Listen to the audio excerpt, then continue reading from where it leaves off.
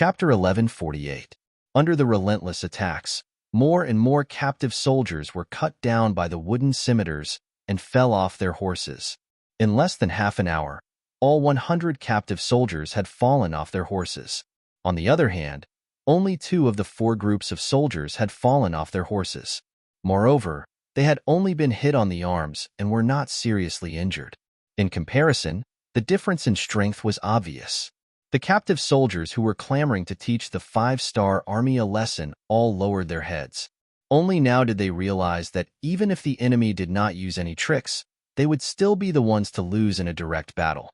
Tong Long saw everything with his eyes. When he saw the 5-star army working together so closely, he revealed an envious expression. It could not be helped. Tong Long was an all-rounder. It was not that he had never thought of using cavalry to fight together, but the soldiers under him were all arrogant and unruly. In addition, they had not met any worthy opponents. It was too difficult to gather them together for training. No matter what, the 5-star army had taught them a lesson. Seeing this, many of the captive soldiers were already convinced. However, as their commander, Tong Long naturally would not be so easily convinced.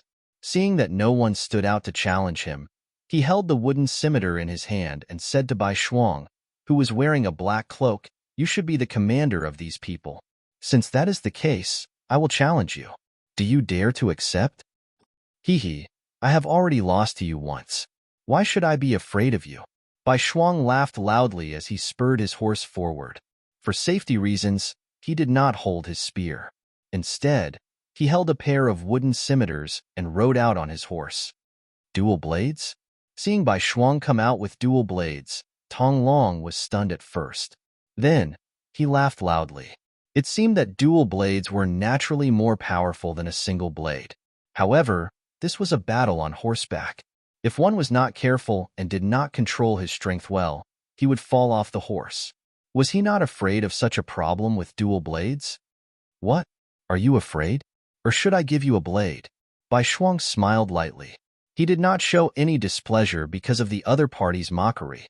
"There is no need for that. But let me remind you, with dual blades in hand, you won't have the chance to control your warhorse. I'm very strong, so don't blame me if I knock you off your horse." Tong Long had never used dual blades before, so he naturally wouldn't do that. However, for the sake of a fair battle, he could not help but remind White Shuang. Little did he know that in order to become a soldier of the 1st Cavalry Division, the first thing one needed to do was to learn how to use dual blades. Without this ability, one would never be able to enter the division. As the leader of one of the regiments, although White Shuang's dual blade techniques were not the best, he was still stronger than ordinary warriors. He had this confidence. "Thanks for the reminder. Can we begin?" Bai Shuang said nonchalantly. "All right, you have to be careful." Seeing that White Shuang was still holding dual blades and had no intention of changing, Tong Long snorted coldly and urged his horse forward.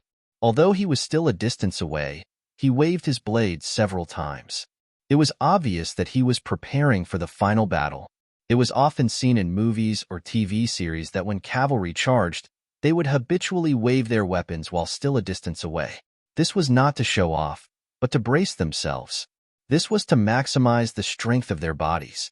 This way, they would be able to maximize their strength when fighting with their opponents. Like Tong Long, White Shuang had already raised his dual blades and shouted loudly. He did not have any intention of underestimating Tong Long. This was also Yang Chundong's request for them. Even when facing the weakest opponent, they had to give their all. Only then would they be able to remain undefeated. The wind and the crane were jittery. At this moment, even the wind seemed to have stopped. It was just watching the battle between the 2 warriors, waiting for the result of the battle. Dang, dang, dang. The distance of 2 li was covered in the blink of an eye. Soon, the 2 of them collided. Then, the sound of weapons clashing rang out. Every time there was a loud bang, the 2 of them would involuntarily move. They were releasing all the power that the other party had imbued into their bodies through their weapons. Although they were holding wooden scimitars, the 2 of them were playing with them as if they were made of iron. In a short period of time, the 2 of them had exchanged no less than 20 rounds, and there was still no clear winner. Tong Long was indeed a fierce general. His blade skills were strong and powerful, and the strength in his body was endless. It gave people the feeling that he was an unending mountain. On the other hand, Bai Shuang was able to become Yang Qindong's student and was appointed as the commander of the strongest cavalry, the 1st Cavalry Division's 4th Regiment. His strength was not ordinary either. After exchanging 20 moves, his expression did not change and his heart was not panting. It was obvious that he had not used his full strength. Tian, who was the commander of the 1st Cavalry Division. Under his strict requirements, as long as the conditions allowed, every cavalry soldier would swing their blades at least 1,000 times a day. Even in between battles, this rule had never changed. With this kind of hard training, swinging their blades seemed to have become an instinct. Every time they swung their blades, they would need to use their full strength. However, it was only 20 moves, which was equivalent to an adult man running about 5 meters. It was really nothing. 30 rounds, 40 rounds, 50 rounds, in the blink of an eye, the two of them had exchanged nearly 60 rounds. Under the situation where they used all their strength, the scales of victory began to tilt. Tong Long, who was originally full of fighting spirit, began to feel weak. Although Tong Long also trained regularly, especially on horseback, the training time was not short. However, compared to Bai Shuang's training time, it was still a little short. The main difference was that they lacked a training atmosphere. For example, why did many outstanding soldiers' physical fitness begin to decline after they retired from the army? Even if they did not exercise when they returned home, why was it the same? Speaking of this, it had to be the environment, which was the element of atmosphere. When they were in the army, they had many comrades to accompany them. While they were chasing each other and could not slack off, training also became a kind of work and interest. However, when they were alone, it was completely different. Without a comparison, they might involuntarily want to rest for a while when they were tired. As time passed, naturally, the gap between them would become bigger and bigger. It was precisely because Tong Long did not have such a good environment that he could match Bai Shuang in a short period of time. However, as time passed, the disadvantage became more and more obvious. This was especially so after 50 rounds when White Shuang used 2 swords. Under the continuous attacks, he could only defend himself and could not attack. When all the soldiers who were watching saw this, they could basically see the outcome of the battle. Some of the captives who had placed their hopes on General Tong Long had no choice but to lower their heads. Even the strongest person on their side was not a match for the other party. How could they fight this battle? Sure enough, it was as everyone expected. In the 65th round, Tong Long, who had been bitterly defending, finally revealed a flaw. Because his blade was not fast enough, the hole in his chest was wide open. Using this opportunity, Bai Shuang chopped down and hit him in the chest. If Bai Shuang had not held back, just this attack alone would not have taken his life, but at least a few of his ribs would have been broken. With a plop, Tong Long finally fell off his horse. When he fell to the ground, he was still panting heavily.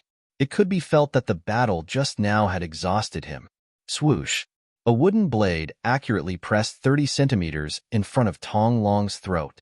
Then, Bai Shuang's voice sounded, "You lost." "Yes, I lost. I am willing to repay my loss. I want to join your 5-star army. I don't know if that is possible." Tong Long did not have the dispirited appearance of a loser. On the contrary, although he was still panting heavily and his chest was heaving up and down, his eyes were shining brightly. Clearly, he felt that he had found the direction of his life. Seeing that Tong Long was not discouraged after being defeated, Bai Shuang chuckled and sheathed his saber. Of course, the 5-star army welcomes anyone with insight and ability to join. I think we will be comrades in the future. Bai Shuang had accepted Tong Long, and this made the other captives see hope as well.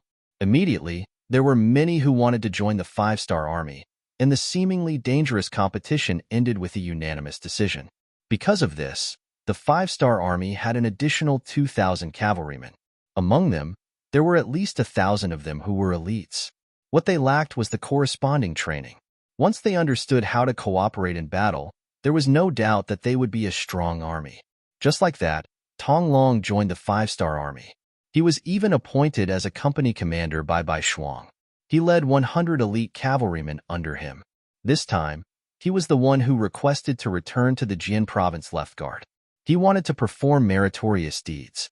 A company commander was not enough to satisfy him. He wanted to take over the Jian province left guard and give it to Bugnam of Gojoseon as a gift. After seriously listening to his son's story, Tong Sheng really did not know what to say at this moment. Although he had seen the problems of corruption in the Great Ming dynasty and the bitter lives of the people, the Great Ming dynasty was still the Great Ming dynasty. They had a population of 60 million and an army of millions. Such a huge force would undoubtedly be the best target to rely on. But now, his son had chosen Bugnam of Gojoseon, who was the enemy of the Great Ming dynasty. It was simply unrealistic and impossible for him to immediately express his support. Tong Sheng stood there for a long time without saying anything. Tong Long guessed his father's thoughts and knew that there were some things that needed to be said. This was because without his father's support, his plan could not be completed. He immediately said, "Father, you know about the Japanese Empire, right? Now, he has completely submitted to Bugnam of Gojoseon. In the future, there will be no Japanese Empire. There will only be the Japanese province. It will become a part of Bugnam of Gojoseon's territory. Father, I'm afraid you still don't know. Bugnam of Gojoseon has already taken over Terran City. Among them, Commander Song Quan committed suicide, Commander Tungji Zhongcheng was killed, and Commander Yi Ligong became a general in the 5-star army. Bugnam of Gojoseon has already given the order to change the Liaodong region into the 3 eastern provinces. Yi Ligong has also become the first general of the 3 eastern provinces. Chapter 1149. Right now, Wu Nanking is leading his army towards us. Do you think that we can stop them with just our strength? If we don't make the right choice now, I'm afraid Song Quan and Zhongcheng will be our examples, Father. The information was like a huge wave hitting Tong Sheng's heart, causing his expression to change again and again. First, it was because of the isolation of information. For the sake of the overall situation, it was difficult for unfavorable news to spread to the city. Secondly, in the social environment at that time, many things often took a long time to be known by everyone. Therefore, Tong Sheng had never heard of these things that his son said. After hearing this for the first time, he was inexplicably shocked. What kind of people were the Japanese Empire? Perhaps the people in the hinterland of the Great Ming dynasty didn't know much about them, but as the Jianzhou left guard in the Liaodong region, Tong Sheng, who was in business, knew very well. When he was transporting goods, he saw the Japanese Empire invading the border with his own eyes. He saw many Han people and Nuzanren die tragically in their hands. As for the strength of Song Quan and the others, he was even more clear. As the commander of the entire Liaodong region in name, Song Quan was still very prestigious among the people. But he didn't expect these people to be forced to commit suicide. Thinking about how it had only been 4 months since the 5-star army appeared here, how could he not be surprised? Just how powerful was the 5-star army? How could they attack a city in such a short period of time as if they were invincible? If such a powerful army really set their sights on the Jianzhou left guard, would they be able to hold on? As the saying goes, those who recognize the times are wise. To be able to rely on a pair of hands to fight from nothing to now, Tong Sheng relied on the right choice. Now he had another chance to choose. His son was already an officer in the 5-star army. Although he was only a company commander and didn't have much power, it was still a start. At this time, as a father, how could he go against his son? After listening to this, Tong Sheng's mentality had undergone a huge change. What he didn't expect was that Tong Long's next words were like a heavy hammer that strengthened his conviction.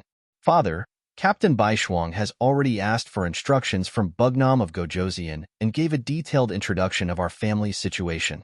Bugnam of Gojoseon has promised that as long as the Tong family can successfully take over the Jianzhou left guard, we will be allowed to do business here in the future. Father, you have to know that the 5-star army sells rare goods. Once you purchase goods from them, you will definitely make a profit. This will only be beneficial to the future development of our Tong family. At that time, one of us will be in business while the other will be in the military. Wouldn't that be the best way to help each other? Father, why are you still hesitating? Please help your son. In a short period of time, Tong Long had revealed all of his trump cards. He even deliberately played with the banknotes worth 500,000 taels of silver in his hand. That was more money than Tong Sheng's lifetime of hard work. Finally, Tong Long's expression changed several times before he nodded heavily and made a decision. All right, since Bugnam of Gojoseon thinks so highly of us, son, father agrees to help you. Tell me, what do you need me to do? The father and son discussed together for more than 2 hours. Afterwards, Tong Sheng stepped forward and invited all of the influential people in Jianzhou left Guard City to the Tong residence. Not long after all of the influential people in the military, politics, and business arrived at the Tong residence, they were all surrounded by hundreds of elite soldiers. On one side was a mountain of silver. On the other side was the consequence of shaking their heads and refusing. No one was stupid enough to not know what to choose. The Jianzhou left guard changed sides in this lifeless situation. After controlling the situation, Tong Long personally went out of the city to welcome Captain Baishuang and his 4,000 men. After the army entered the city, the Baiming army in the city quickly gave up resistance and became a member of the 5-Star Army. When the news spread and reached the military camp more than 200 miles away, Chandula, who was still discussing the plan with General Li Tong, was stunned on the spot. He did not expect such a big thing to happen just because he was not in the city. Naturally, Chandula was also glad. If he was not in the city, he would also be faced with a choice and might even lose his head. This is outrageous. Chandula angrily slammed his right fist on the desk in front of him. Even though his fist was bleeding, he did not care at all. General Li Tong's face was also full of shock and disbelief. He quickly reacted and asked in surprise, "General Chun, our army's rations seem to be in the city, right? Could it be?" A howl came from the tent. If one listened carefully, it was Chun Dula's howl. Due to the urgency of the situation, Li Tong's army of 200,000 only brought a small amount of rations. Other than Baiming capital, who was working hard to prepare, the main logistics work was left to Chandula. For this reason, he ordered all the rations and extra weapons to be gathered in the Jianzhou left guard. Not only that, he also collected taxes from the merchants and civilians in advance. After all, in front of the 5-Star Army cavalry that liked to fight, there was no place safer than the Jianzhou left guard. It was just that no one had expected such a thing to happen so suddenly. Now, all the rations were used by the 5-Star Army. It was a huge loss. Chandula reacted quickly after the howl. He reached out and grabbed Li Tong and said, "General Li, the rations and supplies are in the city. We have to get them back. We should take action now that the 5-Star Army hasn't stabilized. Otherwise, we won't have a chance." Li Tong naturally knew the importance of the rations. If they couldn't get them back, his army of 200,000 would only have 5 days of rations. At that time, the morale of the army would be shaken even before Bugnam of Gojoseon did anything. "Okay, I'll immediately send troops to the Jianzhou left guard. No matter what, we have to get this city back." After an emergency meeting, Li Tong gave Chandula 30,000 soldiers and hurried to the Jianzhou left guard. Li Tong followed behind with the remaining 100,000 soldiers. No matter what, they had to get the Jianzhou left guard back. They also had to get the rations and supplies back in their hands. In the Jianzhou left guard city, Commander Bai Shuang sat at the head of the table. Looking at the situation in the city sent by his subordinates, he rubbed his forehead with a headache. Even Bai Shuang didn't expect that he would get so much rations and supplies just because he wanted to occupy the Jianzhou left guard city and find a safe place for his teacher who was about to arrive. This sudden turn of events made Bai Shuang's face flash with joy, but at the same time, she became worried. He knew that the Baiming army wouldn't leave so many things in their hands. It was very likely that they had already received the news and sent troops here. "Come, quickly inform the division commanders and report the situation here. Commander Tong, please immediately summon all the surrendered Baiming army soldiers to the city. I want to talk to them." "Elder Tong, I'll have to trouble you to do some logistics work. There is a lot of rations in the city. You can take as much as you want, but you must ensure that the soldiers have 3 meals a day. Is that okay?" Orders were given one after another. At this moment, Bai Shuang took on the role of a division commander. He changed from a horse attack to a battle of defending the city. Everything happened so suddenly, but he really had no choice. If he didn't have a choice, then so be it. At this moment, Bai Shuang's eyes were shining. Wasn't it what he had always wanted to be able to command so many people to fight a battle of defending the city?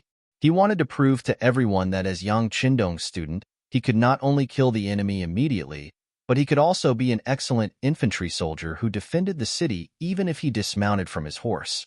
The so-called so many people naturally didn't refer to how many people Bai Shuang had brought this time.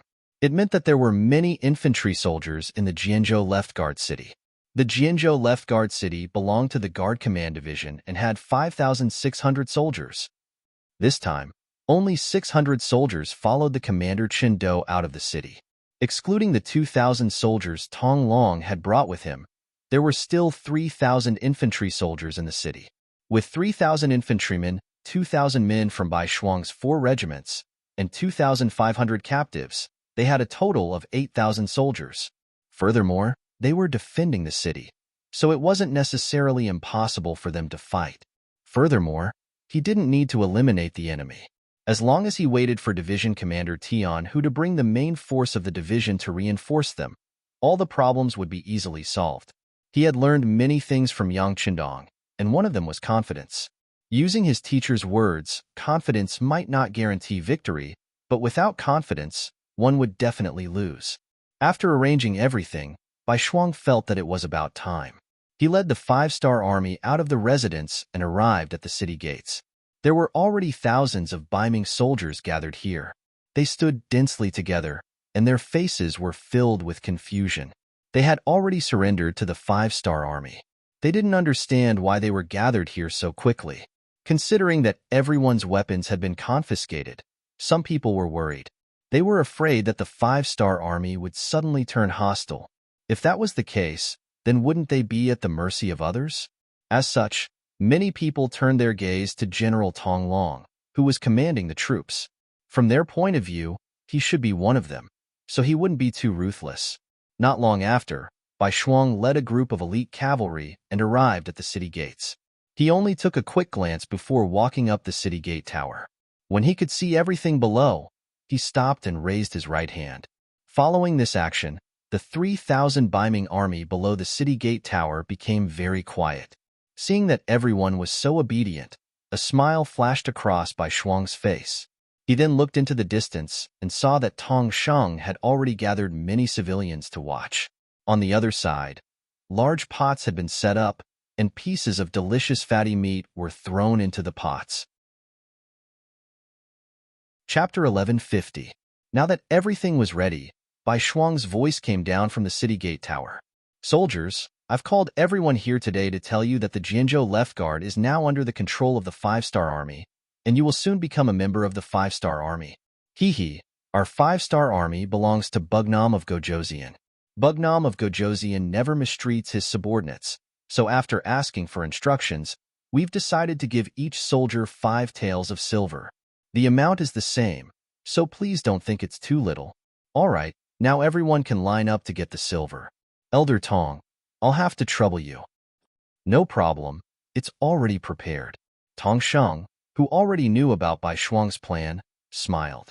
Then, he gave an order and the wooden boxes placed there were opened. White light flashed, and boxes of silver were placed in front of everyone. Wow, so much silver. Yes, I've never seen so much silver in my life. Shouts of surprise continued. When a large amount of silver was placed in front of them, the impact was still very strong. All right, everyone, don't just sigh. The silver is only real when it's in your hands. Now, please line up and get the silver. Of course, I want to say that from the moment you receive the silver, you will be a glorious soldier of the 5-star army. If anyone is unwilling, you can leave now. I promise that no one will make things difficult for you. Bai Shuang seemed to be talking about a very ordinary matter. But these words were not the case in the ears of the soldiers. What a joke! Who would refuse money? As for whether they were in the 5-star army or the Bai Ming army, what difference did it make? As long as they were given money and treated well, they would listen to them and work for them. Most of the soldiers of the Great Ming dynasty were formed from military families. In other words, their fathers were military families, and most of their sons would become soldiers when they grew up. This was originally set by the Great Ming dynasty's Emperor Taizu, because he was afraid that there would be no soldiers to recruit. Therefore, after a long period of habit, these people had already accepted the fact that they had to be paid as soldiers. As for whether or not they would go to war after becoming soldiers, and who they would fight against, that was not something they could consider or choose. Usually, the soldiers of the Biming army were only paid 2 taels of silver a month. Even so, there were times when they couldn't even get paid. Now that each person could receive 5 taels of silver in cash, no one would refuse such a good deal. Bai Shuang looked around and saw that none of the 3,000 people left on their own accord. They all obediently lined up to receive their silver. 3,000 people, 5 taels per person. That would be 15,000 taels of silver. This amount of money was really nothing to Bai Shuang. In his opinion, it was worth it to pay such a small price to defend the city. Even if his teacher knew about this matter, he would only praise him for being capable. There were a total of 10 teams, and everything was over in less than an hour. When Bai Shuang saw that all the soldiers had smiles on their faces with the silver in their hands, he continued, "Congratulations, everyone. You are now a member of the 5-star army. I just want to say that there will be many more good things like this in the future. As long as you work hard on the battlefield, you will receive more than this. Everyone, are you happy?" Happy. The soldiers who had just received their silver naturally stood in front of Bai Shuang and replied loudly, "Very good." Bai Shuang saw that everyone had fallen into his trap, so he laughed and said, "Soldiers of the 5-star army, to tell you the truth, the Biming army will soon arrive at the city. They will most likely prepare to attack the city. In other words, your opportunity to perform has arrived." What? Are we really going to fight? Yes, or are we going to fight the Biming army? We are the Biming army, aren't we? Biming army, my ass. We are now captives of the 5-star army. Captives, do you understand? We have no choice but to fight for power. What? Now that we have received our silver, we are no longer captives. We are now members of the 5-star army. Because of this sentence, the soldiers below began to discuss. In the end, Bai Shuang raised his right hand and calmed the crowd down. "Soldiers, I know that you may have some thoughts, but what I want to say is that you have already surrendered to the 5-star army. It doesn't matter if you did it willingly or not, but it is the truth. At least, the Biming army outside the city will think this way. Once the city is breached, it will be the time of your death. I don't think anyone will be merciful to soldiers who have surrendered to the enemy. Therefore, the next battle will be fought for your own sake." Seeing how certain Bai Shuang was, some soldiers who didn't want to die opened their mouths and said, We were only forced. Is that so?" Bai Shuang had already expected this result. He smiled and said, "But when you took the silver, you were very proactive. Everyone in the city saw it." Indeed, Bai Shuang didn't force anyone. When they took the silver, they all did it willingly. They were all very excited and happy. After he finished speaking, some of the Biming soldiers who wanted to argue shut their mouths. Using this opportunity, Bai Shuang's expression suddenly changed as he said, "You think you were forced, but will the Biming army think this way? Will the generals think this way? They will only think of you as the real 5-star army. Then, they will kill you and chop off your heads to give them rewards." As soon as he said this, the soldiers below were all shocked. Biming rewarded soldiers based on military merits, and military merits were closely related to the enemy's head. When that time came, no one would be able to tell whether they were the 5-star army or the Biming army. Seeing that everyone was silent, Bai Shuang smiled in his heart. He knew that his plan had succeeded. He had given them the stick, and now it was time to give them the carrot. He immediately said in a loud voice, "Soldiers, whether you are willing or not, the truth can't be changed. Since we are all going to war, why not help the 5-star army?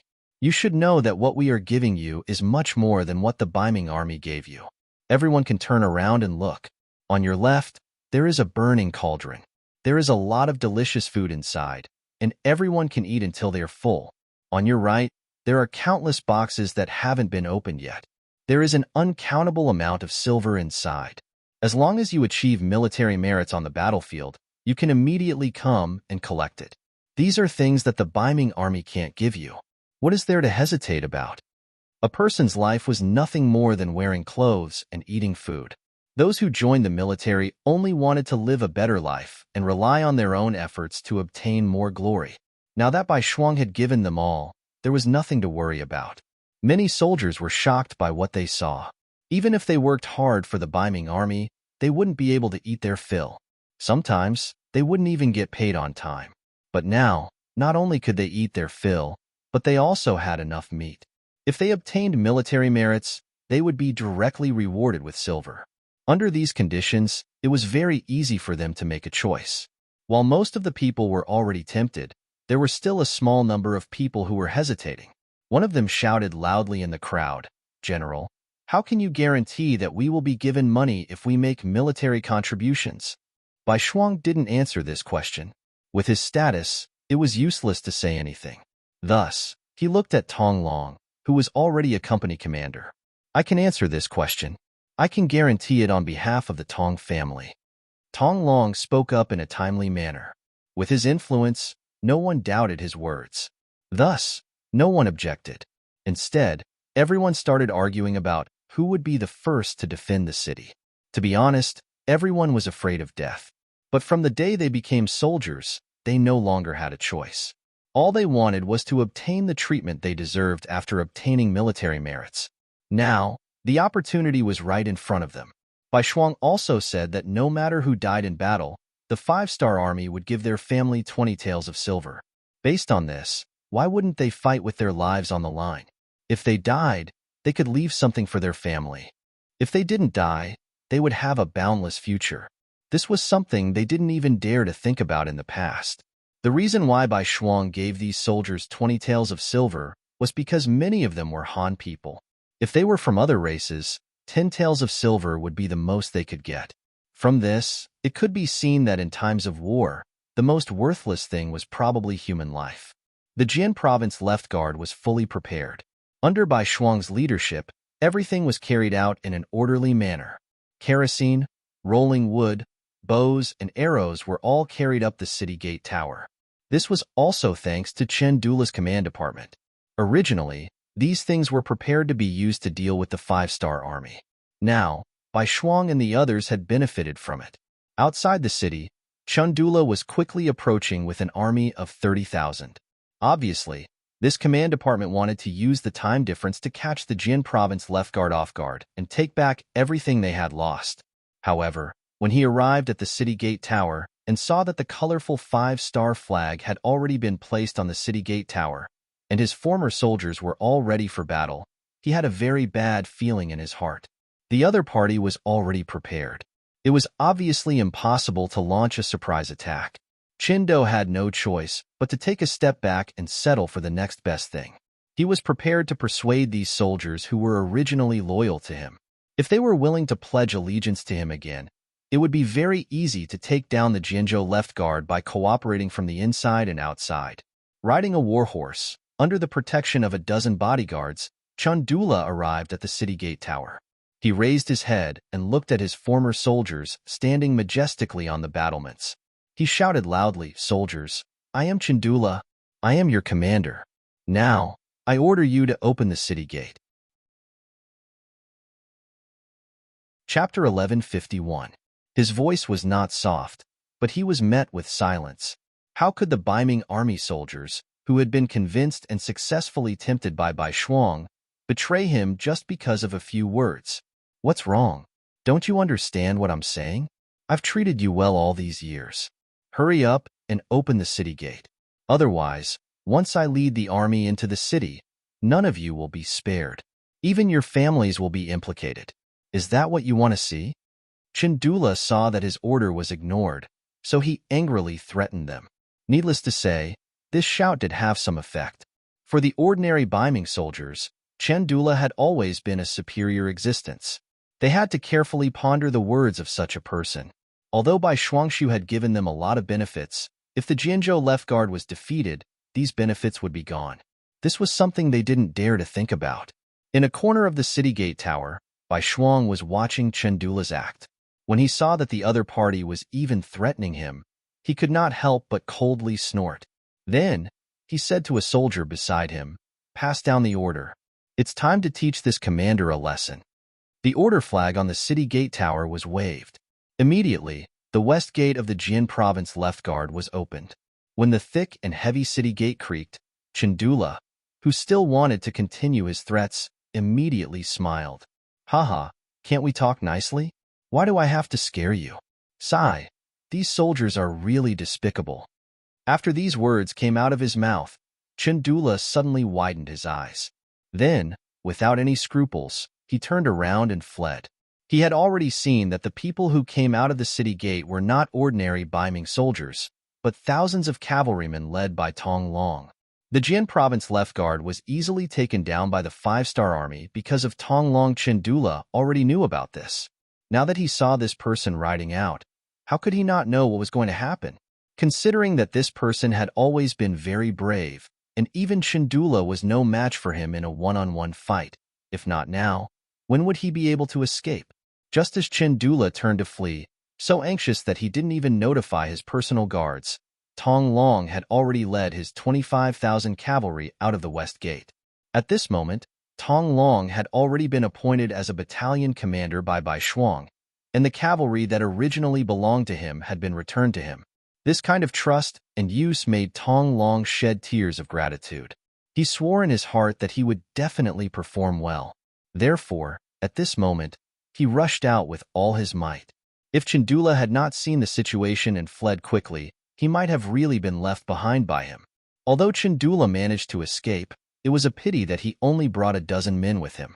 Apart from two of them who managed to escape quickly, the rest of them were all captured.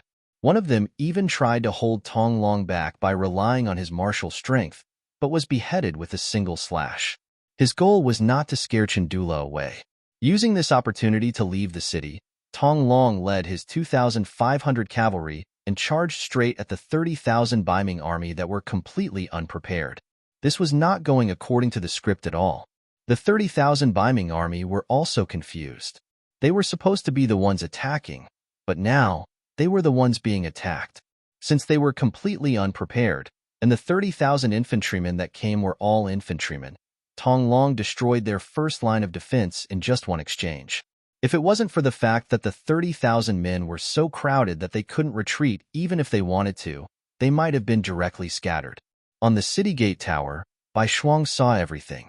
When he saw that the 30,000 Ming infantrymen were actually so weak, his eyes couldn't help but light up.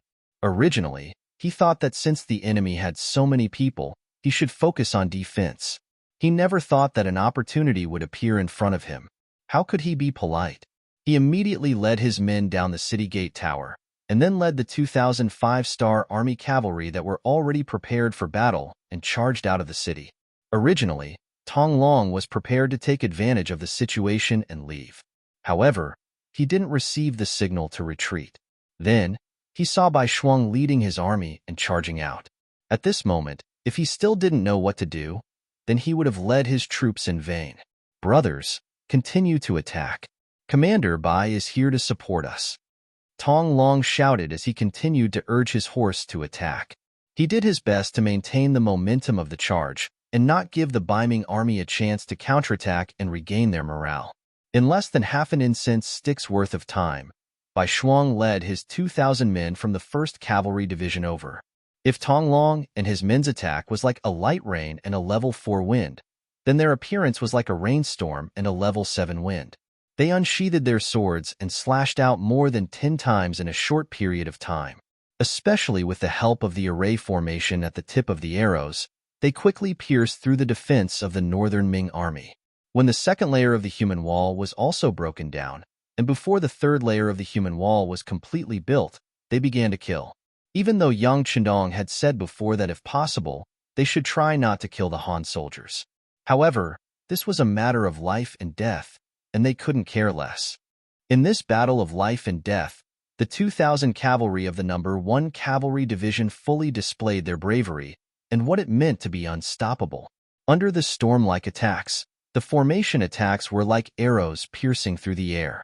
One by one, the Ming army soldiers were cut down to the ground, and the soldiers who wanted to establish a defensive line were sent flying by the charge of their warhorses. As their morale continued to soar, the advantage of the 5,000 cavalry became greater and greater. and the morale of the Ming army began to waver.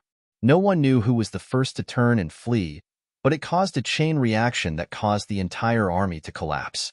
The 30,000 Ming army did not even have a chance to stand firm before they were defeated.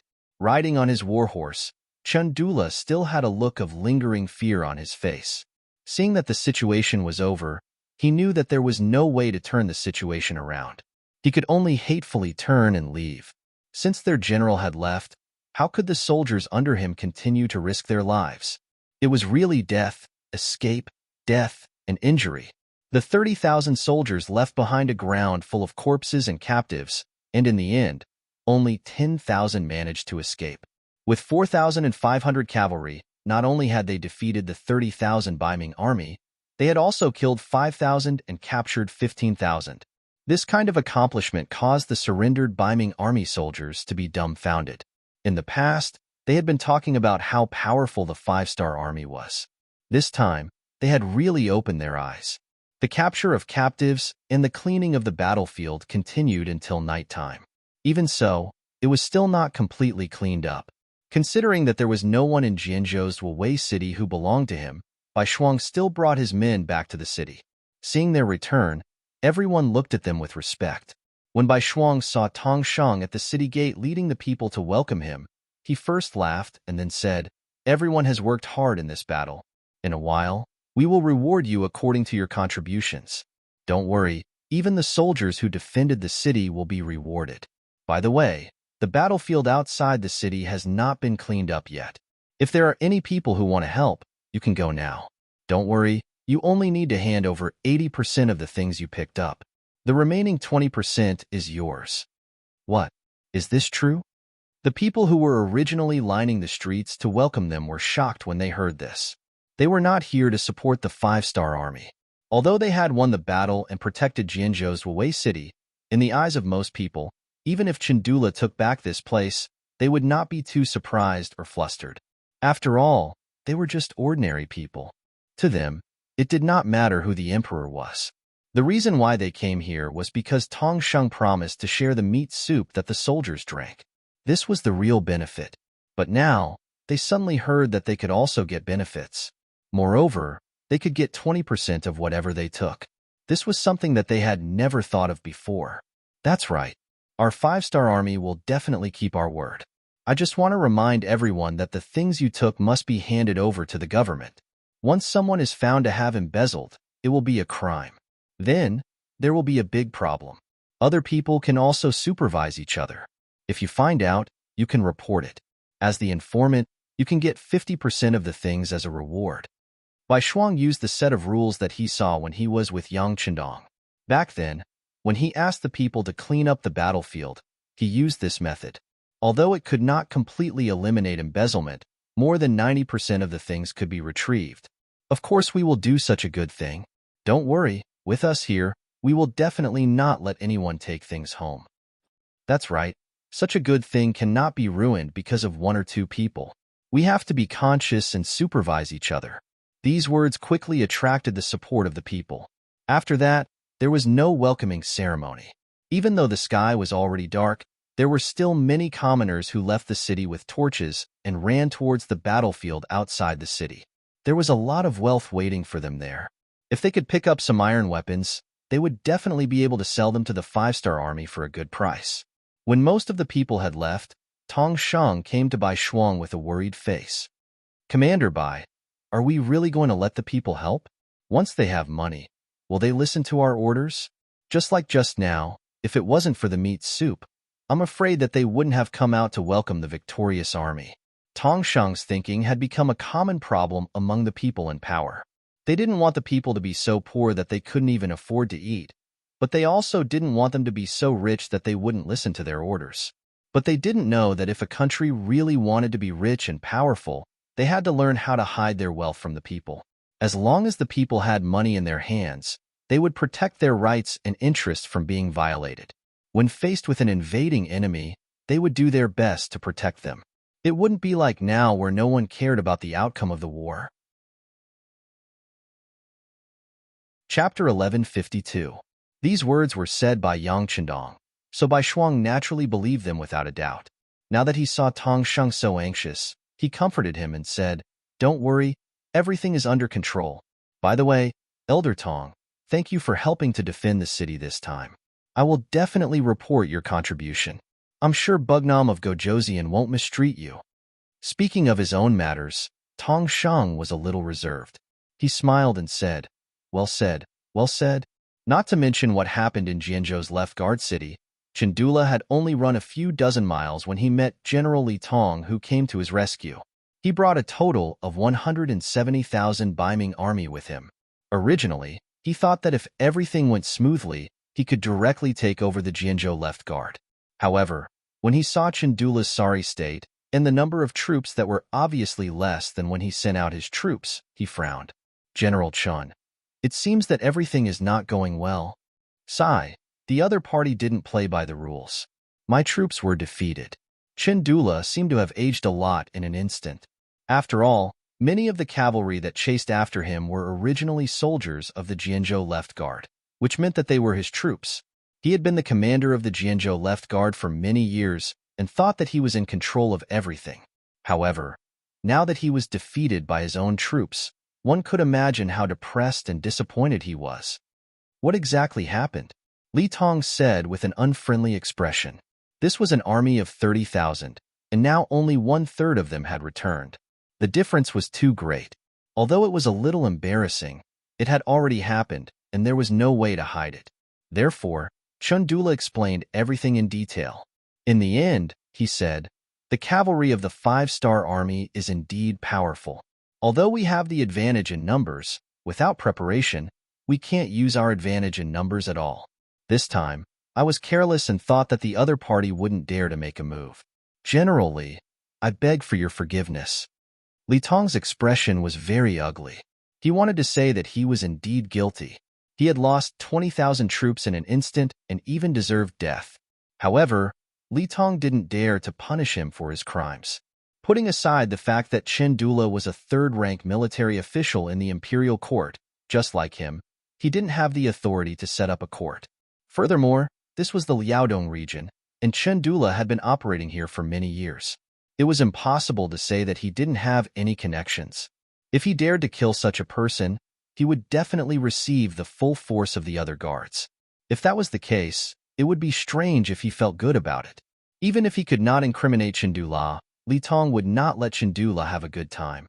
After thinking for a while, he said, "General Chun, no matter what, we have lost 20,000 soldiers and horses this time. Moreover, all of our provisions have been taken away. The provisions of our army will not last for more than a few days. Do you think?" This was an opportunity for Qian Do to perform meritorious deeds and also to negotiate conditions. If you don't want to be punished, you have to do something. How could Chandula not understand? He immediately patted his chest and promised, "General Li, don't worry. I am very familiar with this area. Whoever has money and provisions is in my heart. How about this? I will go find them now and collect taxes again. Then I will have to trouble you, General Chun." Li Tong was waiting for this sentence. Only at this moment did his expression become better. The two of them immediately divided the work. They decided that tomorrow morning, Li Tong would lead his troops out of the Jian province left guard and try to take over the place. Chandula would go to the nearby area to collect provisions. No matter what, they couldn't let the army starve. Not to mention the process of collecting provisions and the resentment of the people by Chandula's 10,000 soldiers. Li Tong and his army of 170,000 arrived at Jian province left guard city the next morning. From afar, banners were fluttering in the wind, and soldiers were standing guard. It looked like they were ready for battle. "Looks like the other side has a lot of soldiers. How about this? Arrange someone to call the city. Oh right, before you go, you must prepare the defense, especially the horse-repelling stakes. You must arrange more of them." With the previous example of Chandula's army being defeated, Li Tong didn't dare to be careless. That's right, Jian province left guard seemed to have a lot of soldiers standing guard. What Li Tong didn't know was that most of them were his comrades in the Ming army yesterday. It turned out that Bai Shuang was still worried about the lack of soldiers. In yesterday's battle, he directly took 15,000 captives. He used the method of giving them money to win them over. This time, he didn't give them much money, only 2 taels per captive. In his words, they would be heavily rewarded after they achieved military merits. The Ming captives firmly believed this point, because just last night, they saw with their own eyes that the 3,000 captive soldiers of the Jianzhou left guard left behind in the city, although they didn't leave the city to fight. Because of their contribution to the defense of the city, each of them was rewarded with 1 tael of silver. They didn't do anything, but they received money. Such a good thing really happened in front of them. Just based on this, everyone believed in Bai Shuang's words. With the addition of these 15,000 captives, Bai Shuang was full of confidence. He was no longer thinking about how to defend the city, but how to cooperate with the 1st Cavalry Division's main force to destroy the Ming army. The persuasion to surrender began.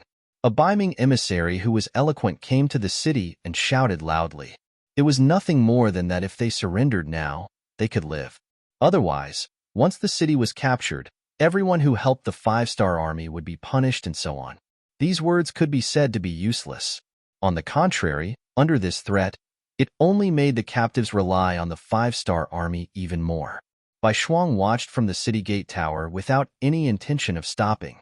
This gave the Ming emissary even more confidence. He thought that Bai Shuang was really afraid. As a result, his threats became even more intense. When the soldiers on the city gate were about to get anxious, Bai Shuang saw that the time was right and ordered to shoot arrows. This scared away the Ming emissary who came to persuade them to surrender. Since the persuasion failed, Li Tong had no choice but to start a siege. In order to show his military strength as much as possible, he prepared 4 echelons, each with 5,000 men. They would attack the city in turns. He wanted to let the 5-star army know how powerful he was and not give them any time to rest. In the end, he would win by exhausting them. Since ancient times, the side that attacked the city would always be at a disadvantage. After all, they had to charge into a dangerous area that was hundreds of meters away. They also had to brave the dangers of arrows, crossbows, and kerosene to reach the city gate tower. With this advantage, Bai Shuang only arranged for 3,000 men to defend the city gate tower at once. He could already see that the other side wanted to fight a war of attrition. Since that was the case, he would play with them. The battle began in the afternoon. Using the ladders that had been prepared beforehand, the northern Ming army launched a frenzied attack on the city. Below the city walls were densely packed soldiers who were charging forward. They shouted loudly and continuously charged forward with swords in their left hand and shields in their right hand. Under the leadership of Bai Shuang, the 5-star army on the city gate tower counterattacked in an orderly manner. From afar, they used bows and arrows. From close range, they used boulders, crossbows, and kerosene. They fully displayed their advantage of being in a high position and repelled the enemy wave after wave. From afternoon to night, 2 groups of 5,000 men were defeated. Facing this result, Li Tong's expression didn't change. This was already within his expectations. However, no matter how much he had to pay, he didn't have any intention of stopping. Strictly speaking, this was his first battle since he came here. He couldn't afford to lose. Under Li Tong's command, even if the sky was completely dark, the attack didn't stop. Everyone used torches to light up the surroundings and continued to attack the city. The battle continued. This battle went on for 3 days and 3 nights without stopping. After 3 consecutive days of attacking the city, there were no victories. Bai Shuang, who was defending the city, lost more than 6,000 Ming captives in 3 days and 3 nights. Among them, 4,000 were injured and couldn't participate in any battles for a while. On the side attacking the city, Li Tong's army suffered heavier losses. More than 30,000 men were killed or injured. Most of the soldiers were exhausted and their provisions were about to run out. On the 4th day, Chundula appeared with a large amount of provisions. These were all gathered from the nearby 30,000 guards and the Songhua River. Considering that he had already collected them once, he naturally encountered a lot of resistance when he collected them this time. In the end, he went from collecting to robbing. With the advantage of 10,000 soldiers, he really managed to get a lot. This could be considered to have completely solved the problem of provisions in the army. Looking at the piles of provisions and the stolen silver, which were like a small mountain, Li Tong finally breathed a sigh of relief. He looked at Chundula, whose eyes were bloodshot, and said, General Chun, you've worked hard." Chun Dula smiled bitterly and said, "It doesn't matter if it's a little hard. However, this second collection will cause a lot of damage to the people nearby. I hope this battle will end soon and give them a chance to recuperate." "It definitely will," Li Tong said confidently. Then, he ordered everyone to cook and prepare a full meal for everyone. Then, they would work hard and strive to take down the Jin Province left guard tomorrow. On the tower of the Jin Province left guard, the siege was still ongoing. From time to time, screams could be heard. Every scream represented the loss of a soldier's life. This made Bai Shuang, who was below the tower, squint his eyes. Of the 18,000 captives, only a fraction was left. From the looks of it, the price they would have to pay tonight would not be small. If that was the case, how many more days would the city be able to hold out was something that no one could be sure of. This time, Bai Shuang had miscalculated. He had overestimated the combat power of the Ming captives. He thought that with the high walls of the city, there would be no problem at all to defend the city. However, when the battle really started, it was a completely different matter. The military quality was not good, and they did not know how to cooperate. Some of the soldiers were even very timid. When they saw the densely packed siege army below the city, their legs went soft before the battle.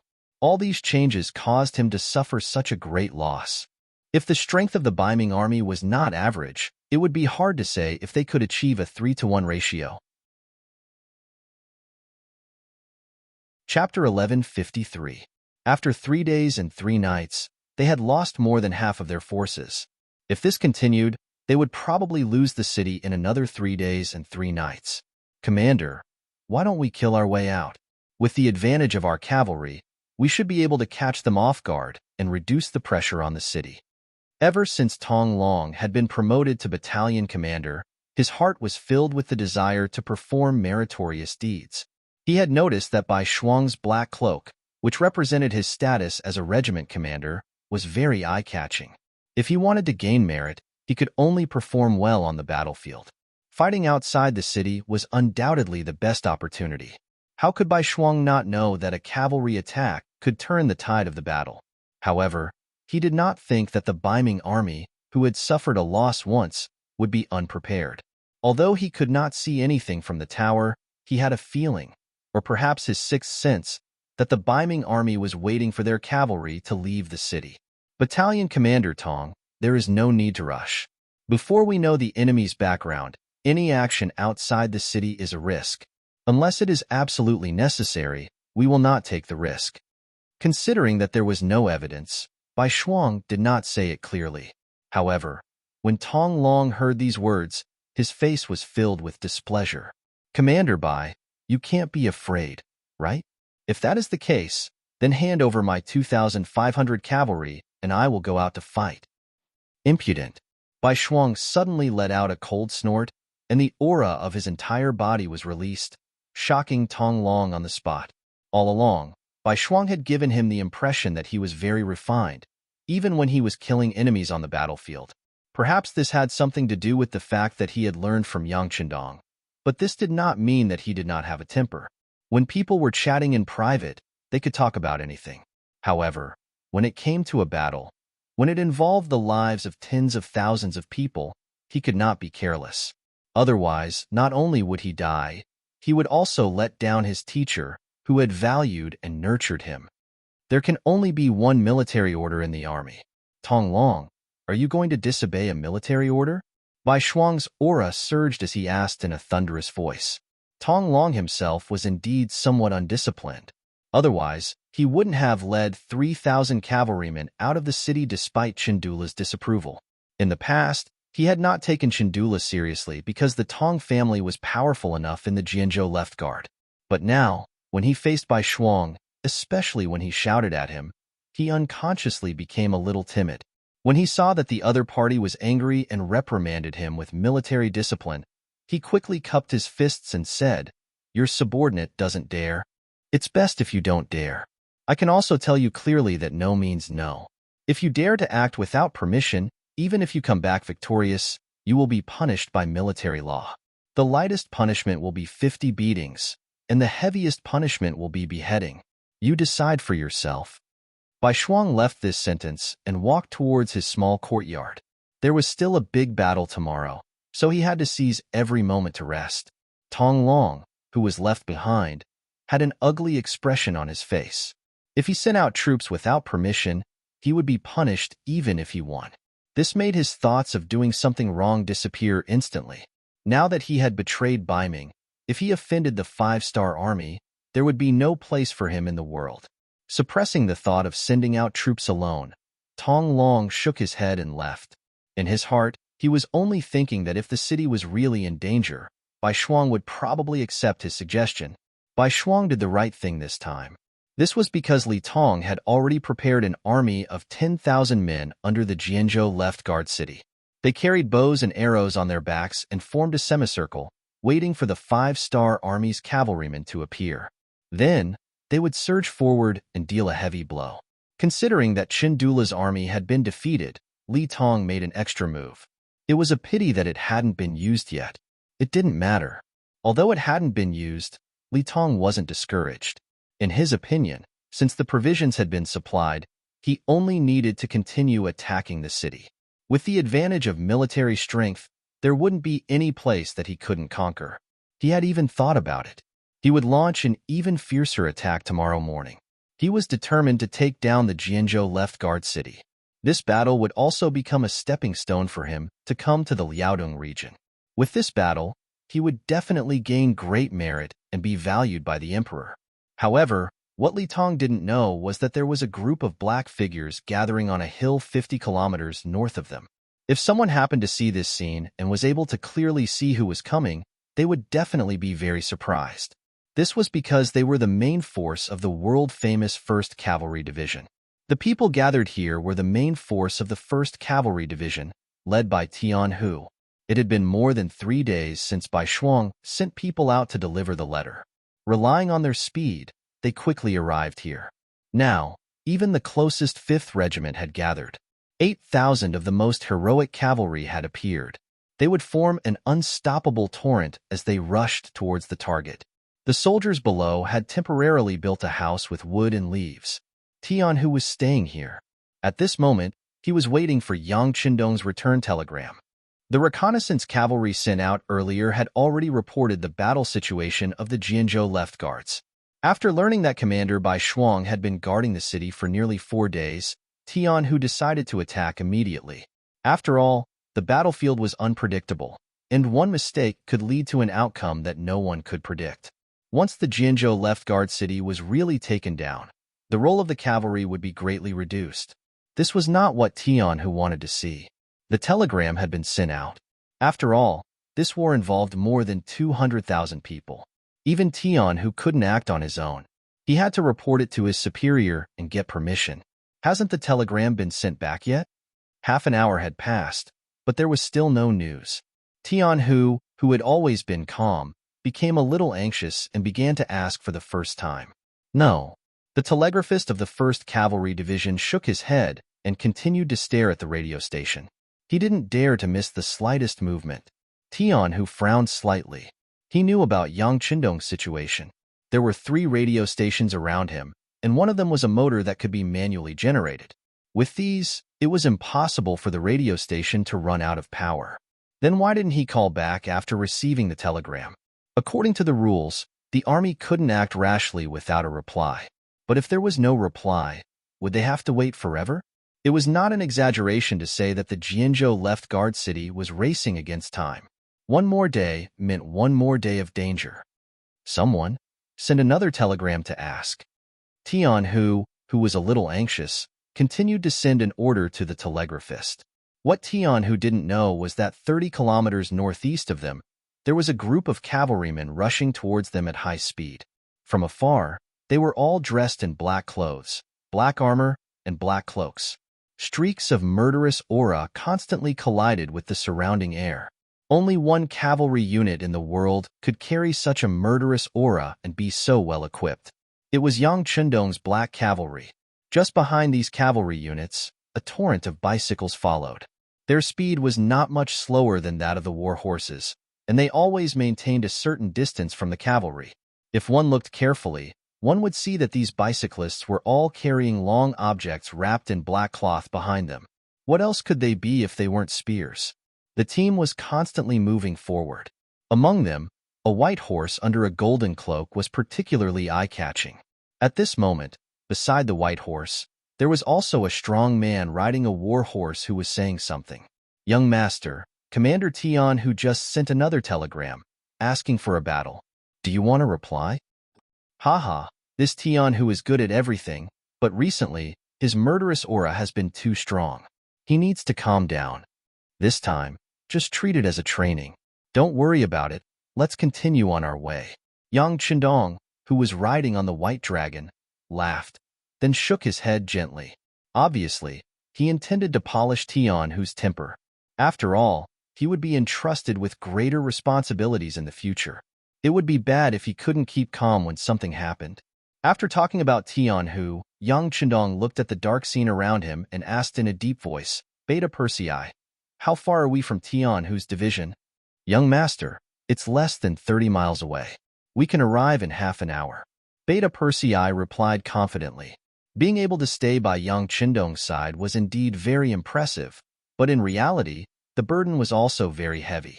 Whether there was something or not, they had to understand it. Very good. Inform the team that there's no need to rush. Try to preserve the team's physical strength as much as possible. This time, we'll test the strength of the 1st Cavalry Division. Yang Chendong smiled. The reason why he didn't reply to the telegram was because he wanted to test them. It was said that the 1st Cavalry Division was very powerful.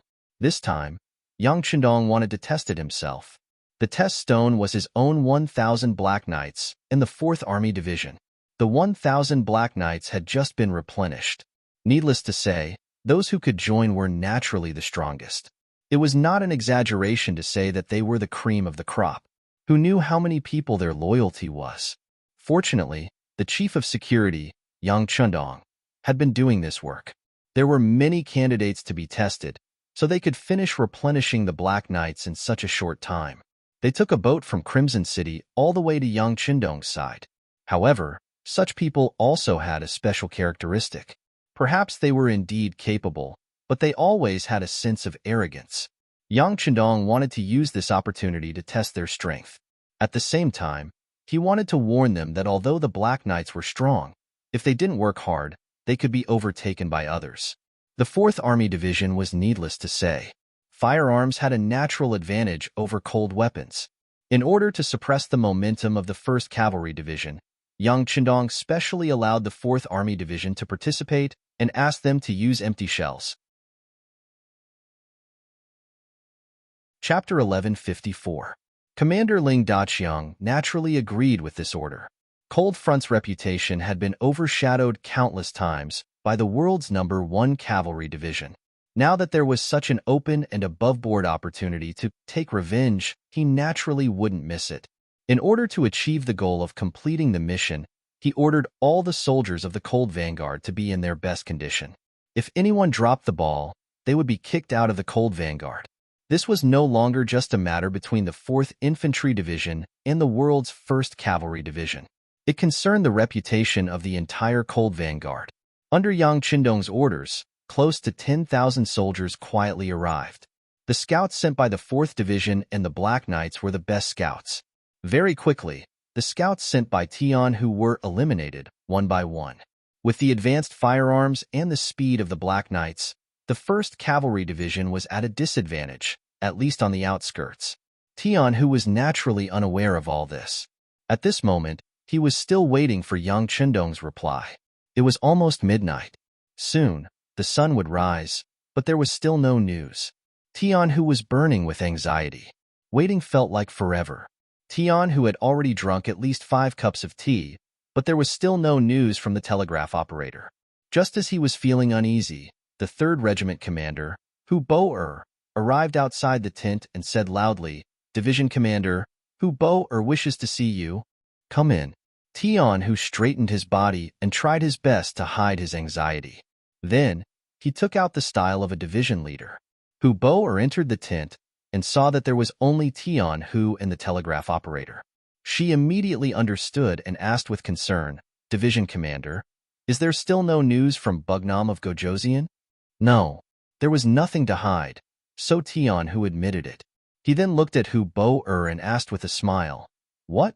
Did the 3rd Regiment commander come just to ask about this?" "Of course not. Master, I'm here to report to you that there seems to be something wrong with tonight's situation." Hesitantly, Hu Bo-er spoke of her feelings. As a general under the king of the grassland, Hu Bo-er did indeed have some ability. Perhaps he was born to fight, but whenever he encountered danger, he would always feel uneasy. This feeling had been proven through countless battles, and it just so happened that tonight, this feeling appeared again. Trusting her sixth sense, Hu Bao-er was no longer sleepy. She got out of her tent and found Lu Duo, the commander of the 2nd Regiment, who was in charge of guarding the perimeter. She asked him to ask the scouts if there was anything strange. After completing this task, Hu Bo-er couldn't sleep until she got the results. Seeing that Tion Hu still had some candlelight, she hurried over. "Wrong? What's wrong?" Tion Hu didn't react until he saw the solemn expression on Hu Baer's face. He suddenly stood up and said, "What's wrong? Are you saying that someone will try to harm us tonight?" I don't know." Hu Bo-er shook her head. She didn't dare to make a decision on such an important matter. Instead, she hesitated for a moment before saying, "I think we should wait for news from Commander Lu." Tion Hu was usually a careful person. Otherwise, the 1st Cavalry Division wouldn't have achieved such great results under his leadership. However, he couldn't believe that someone would dare to target him. Was it that General Li Tong from Ming? He should still be attacking the Jianzhou left guard right now. How could he have the time to cause trouble for him? Just as he was in disbelief, footsteps came from outside the door. Then, Lu Duo said, "2nd Regiment Commander Lu Duo wants to see Master. Come in." Tion Hu knew that Lu Duo must have brought some news. Moreover, from Lu Duo's somewhat anxious footsteps, Tion Hu faintly felt that something was wrong. Lu Duo quickly appeared in front of Tion Hu. As expected, his complexion was not good. He first nodded to the 3rd captain, Hu Bo-er, who had reported to him. Then, he looked at Tion Hu and said, "Division Master, I just sent someone to contact our scouts. There are more than 10 of them who have yet to contact us." "Which direction?" Tion Hu knew that for the safety of the army, they had to send out close to 100 cavalrymen every night. Now that there were more than 10 cavalrymen who couldn't be contacted, it was very likely that there was a problem in one direction. "Northeast," Lu Duo said in a doubtful tone. It was no wonder that he had such an attitude. The Northeast was already under the control of the 5-star army. There shouldn't be any problems there. Even Tion Hu was confused. Northeast? How is that possible? As he spoke, he walked over to the map. Yes, that's the territory of the 5-star army. There shouldn't be any problems there. But it is true that we have lost contact with the scouts there. Lu Duo was the person on duty tonight. He couldn't understand. Since we have lost contact, we have to be more vigilant. Hu Bo-er, who had been the first to report, was still very resolute. That's right. Tion Hu quickly recovered from his shock. He looked at Lu Duo and said, "Regiment Commander Lu, immediately gather the soldiers. Whether or not there really is a problem, we can't take any chances." Understood. After receiving the order, Lu Duo nodded and agreed. He then turned around and went to carry it out. Even Hu Bei-er stepped forward. He wanted to prepare his 3rd regiment for battle as well. Not even 15 minutes after the 2 regimental commanders left, gunshots rang out from outside the camp. The attack on the 1st Cavalry Division had begun. When Tion Hu heard the gunshots, he walked out of the camp and looked towards the northeast in disbelief. How is that possible? They are really attacking us from behind. They even have a large number of firearms. Who are they? With a look of disbelief and doubt on his face, Tion Hu got on his horse and said to Taimu-er, Lu Duo, Hu Bo-er and Gong Feng, "No matter who comes, we can't back down. It's nighttime now, the best time for our 1st Cavalry Division to fight at night. I want everyone to launch a counterattack. If there are too many enemies, retreat before daybreak and regroup with the Saha River Guards." Any questions? No. The 4 regimental commanders replied, "Very good. Get ready for battle," Tion Hu said with a solemn expression. Although tonight's opponent had indeed caught him off guard, he was not afraid. On the contrary, he wanted to see what kind of army dared to have designs on the world's #1 cavalry division. A division commander and 4 regimental commanders were about to issue orders to lead the cavalry to launch a counterattack under the cover of the night. However, before they could do anything, a cavalry warrior had already arrived in front of them. Division Commander Wu Nanwang is here. Prepare for what? Tian, who was stunned. He thought he had heard wrongly. Division Commander Bugnam of Gojoseon is here. He is personally leading the Black Knights towards us. They are less than 2 miles away. The soldier saw that Tian, who was still in a daze, and repeated himself. This time, Tian, who heard everything clearly. Then, when he thought of the sneak attack, he came up with an idea. However, this was not the time to think about this. After looking at the faces of the 4 regimental commanders, he said, "Let's go. Let's welcome Bugnam of Gojoseon together." Tian Hu and the others had only walked a few hundred meters when Yang Chendong appeared in front of them with a group of black knights in black clothes, black armor, and black cloaks. Tian Hu and the others immediately dismounted and knelt down to pay their respects. They shouted, "Greetings to Bugnam of Gojoseon. Haha, sorry to disturb you in the middle of the night. You have worked hard." Bugnam of Gojoseon casually waved his hand and motioned for everyone to get up. The meaning behind this sentence made Tian Hu raise his head again. "Teacher, were you the one who arranged the sneak attack tonight?" Not bad. You reacted quickly. In fact, your performance was not bad. You were able to gather the troops so quickly. This made the feast that I prepared for you unable to come true." While saying these words, Yang Chendong laughed heartily. Obviously, he was quite satisfied with this result. Yang Chendong was not angry. Tian Hu's heart was at ease. Then, he thought of something and said, "Teacher, do we have any other problems?" There is a problem." At this moment, Yang Chendong's expression became more serious. "As I said before, even cavalry scouts need to have 2 groups, one in the open and one in the dark. When necessary, there needs to be a 3rd group to observe everything in the dark. However, you obviously did not do that this time. You only arranged for 1 group of cavalry to be in charge of guarding. This is not good. War is not child's play. Even if the Northeast is your rear, you still have to act according to military discipline. By the way, who is in charge of guarding tonight?" "Bugnam of Gojoseon. It's your subordinate." The 2nd Regiment Commander, Lu Duo, walked out with a red face. "Regiment Commander Lu, you bear a lot of responsibility for tonight's incident. In order to show military discipline, I will deduct half a year of your salary. Do you have any objections? By the way, you have the same leadership responsibility as your division commander. Half a year of your salary will also be deducted," Yang Chendong said in an unquestionable tone. Although the 1st Cavalry Division had already done a good job, after all, no one would have thought that there would be a problem in their rear. However, whether or not they had thought of it, a loophole was a loophole. Sometimes, a small loophole could put an army in danger. Because of this, Yang Chendong wanted to punish them. Moreover, it would not be too heavy as a warning. Your subordinate accepts the punishment. It was only half a year of salary. The symbolic meaning was more important than the actual meaning. Tian Hu and Lu Duo admitted their mistakes. "Good. Since everyone is awake, then don't sleep anymore. Get ready. We are going to send a gift to the Ming army." After dealing with the matter in front of him, Yang Chendong's eyes were filled with the aura of an elite. This Li Tong had guts. He actually dared to attack a city that belonged to the 5-star army. If he did not show him how strong the 5-star army was, how could he show the strength of the 5-star army? Chapter 1155. The sky slowly brightened. More and more Ming soldiers began to gather at the foot of the Jianzhou left guard city. Countless scaling ladders were carried into the army. War drums beat and shouts shook the sky. Above the city gate tower, Bai Shuang narrowed his eyes and looked at everything below the city. He could see that the Ming army's discipline seemed to be much stricter, and the morale of the soldiers seemed to have improved a lot. Although he did not know what caused it, he still cautiously said to the soldiers beside him, "Inform everyone that the enemy's attack today will be very fierce. Tell everyone to be in their best condition." Ming soldiers had eaten their fill last night. Even this morning, there was still shredded meat in the soup.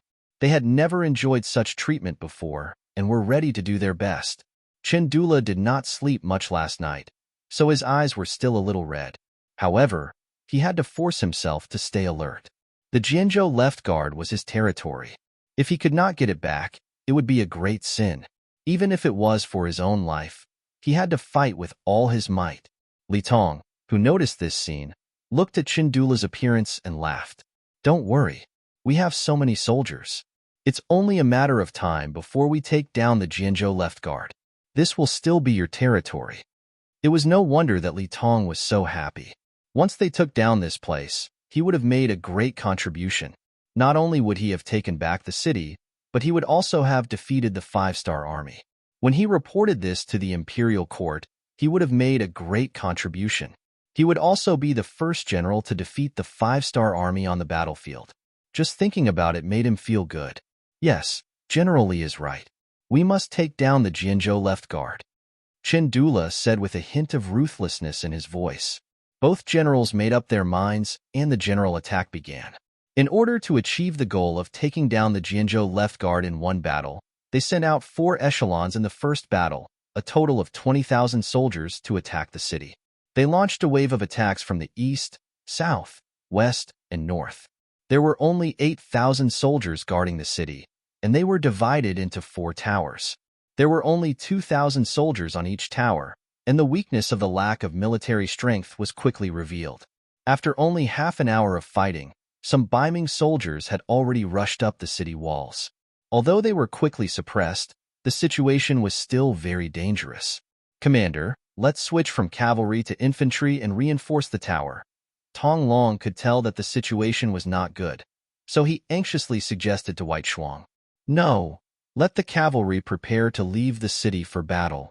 Bai Shuang shook his head. He knew very well that the 2,000 men he brought with him and the 2,500 men under Tong Long's command were all cavalrymen. Asking them to dismount and fight was tantamount to giving up their greatest advantage. It was not worth it. Furthermore, he didn't think that these 4,500 people would be able to turn the tide of the battle. They would only be able to hold on for a little longer. Looking into the distance, Bai Shuang's expression remained calm. However, in his heart, he said anxiously, "Master, why aren't you here yet? Could it be that the Jianzhou left guard was going to give up just like that?" The siege was still ongoing. As if he could see that victory was already decided, Li Tong sent out another 20,000 soldiers, divided into 4 echelons, and continued to increase the number of soldiers, causing the Jianzhou left guard's defense to become shaky. When Chen Dula saw that the city was about to fall, the trace of worry in his heart finally disappeared. He laughed and said, "General Li is amazing.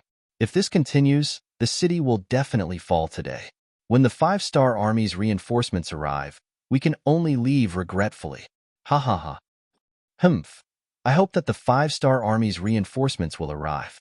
I have arranged a feast for 30,000 soldiers at the back of the army." Li Tong arrogantly snorted and then laughed. "I'm just afraid that some people won't dare to come. Otherwise, I'll let them see how powerful we are." "General Li is wise," Chundula said flatteringly. There were indeed 30,000 Ming soldiers at the back of the army. They had a large number of horse barricades, but because they were well hidden, they couldn't be seen from afar. Among them, there were also many archers and spearmen. They were specifically used to deal with the 5-star army's cavalry. As soon as they appeared, they would use bows and arrows to attack from afar. When they got closer, the spearmen would attack. After inflicting heavy damage, they would carry out a large number of horse barricades. At that time, the 5-star army's cavalry would be unable to return. This set of tactics was indeed suitable to deal with cavalry. If they weren't prepared, even if the 1st Cavalry Division arrived, they wouldn't be able to gain any advantage. They might even be heavily injured. However, Li Tong neglected one point. He forgot about Yang Qindong. Against this kind of formation, the cavalry would naturally suffer heavy losses. However, if it was changed to a flintlock attack, it would be completely different.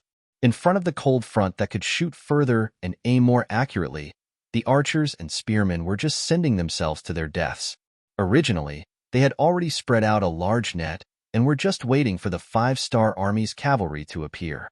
However, because of Yang Qindong's appearance and the 4th Lu Division's attack, the situation had changed greatly. The victory had been turned into a defeat. Of course, Li Tong didn't know all of this. If he knew that Bugnam of Gojoseon and the 4th Lu Division would appear here, he wouldn't be so confident. He would have retreated to a nearby city to hide. Many times, war was also about information. The side with more accurate information would have the upper hand and be able to obtain the final victory. Yang Qindong brought the army over. In order to conserve the soldiers' stamina, they didn't rush over very quickly. When they saw the 30,000 Ming army blocking their path, for hours had already passed since Li Tong gave the order to attack the city. Teacher, it seems like the Jianzhou left guard is in danger. I don't know if Commander Bai Shuang can hold them off. Why don't I lead the cavalry to charge first? Sensing the intensity of the battle ahead, Division Commander Tian Hu volunteered. Don't be in a hurry. You have to believe in Bai Shuang. He isn't someone who will just sit there and wait for death. Since there aren't any cavalry charging out of the city gates, it shouldn't be the end yet. What we need to do now is to deal a heavy blow to the Ming army in front of us. Only then will we be able to completely turn the situation around. Yang Qindong's eyes were as sharp as a hawk's. He could immediately tell that the 30,000 Ming army in front of them were here to block their path. Tian, who naturally didn't dare to question Yang Qindong's orders. He looked at the 30,000 Ming army in front of him and said with pride, It's only 30,000 Ming infantry. Although there are a lot of them, they are nothing in front of the 1st Cavalry Division. Teacher, please wait a moment. Let's see how I break through them. As he spoke, Tian, who was about to order the brothers of the 1st Cavalry Division to attack. After all, winning a battle with a small number of people was a common occurrence in their eyes. No. Yang Qindong grabbed Tian, who was about to leave, and said with bright eyes, Can't you see that the enemy is full of archers and spearmen? They are all used against cavalry. Also, they are standing so close together. It's obvious that they are hiding something. They might even have something that is used against cavalry. It's not wise to rush out now. After Yang Qindong's analysis, Tian, who didn't act rashly. It wasn't that he hadn't encountered a formation that was used against cavalry before. However, with the bravery of the soldiers and the tip of the arrows, there was nothing that couldn't be broken through. As for the archers' attacks, they were nothing in front of the 1st Cavalry Division, who had a blade and a shield. It was the same for the spearmen. As long as they charged forward fiercely enough, they could completely crush their opponents. Then, it would be time for the autumn wind to sweep away the fallen leaves. However, if the enemy was still hiding some trump cards, then it would be bad. After all, the 1st Cavalry Division's biggest weakness was that they were too few in number. They only had 8,000 men now. Even if they lost 3-1, they couldn't afford to lose so many men. Teacher, there's no hurry. Let the 4th Master Lu take action. They have been holding back for a long time. Moreover, the formation in front of them doesn't have the slightest bit of obstruction.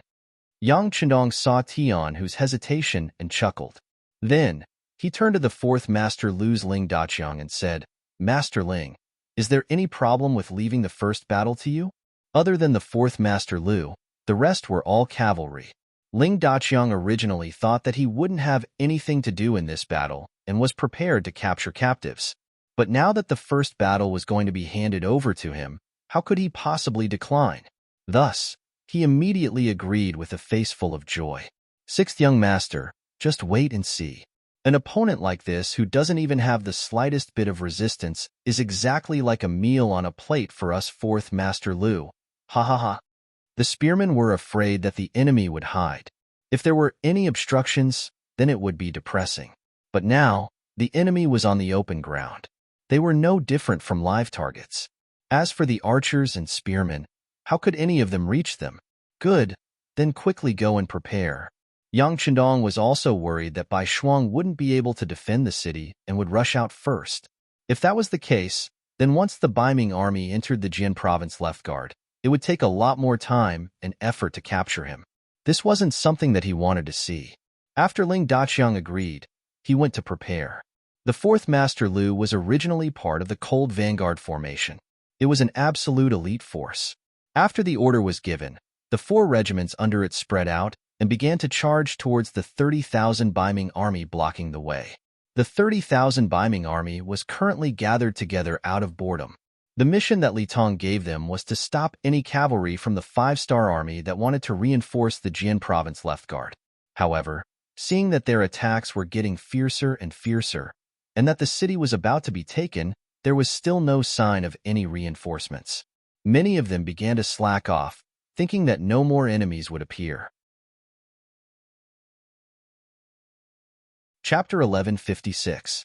When the 4th Lu Division suddenly appeared in the distance and turned from a small black to a large black dot, it also attracted the attention of the soldiers. Some of the Kiliarchs and Centurions also shouted loudly, ordering their soldiers to prepare for battle. That's not right. They aren't cavalry? Some of the sharp-eyed soldiers saw that the enemy wasn't cavalry, as General Li Tong expected.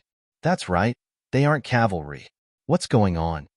As the distance between the two sides decreased, more and more soldiers voiced out their doubts. Who cares what kind of soldiers they are? If cavalry can't charge over, infantry won't be able to either. Everyone, prepare yourselves.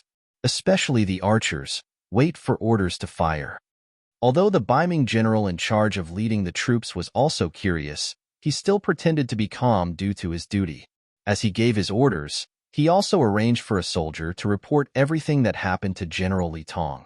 In order to reach the goal of quickly engaging the enemy, the soldiers of the 4th Lu Division rode their bicycles and rushed to the battlefield. Only when the distance between the two sides was 3 li did they stop their bicycles and change to running. Then, they rushed towards the Ming army. They're here. They're so fast. Everyone, prepare for battle. Seeing the speed of the army, the Ming general in charge of leading the troops had a trace of panic in his eyes.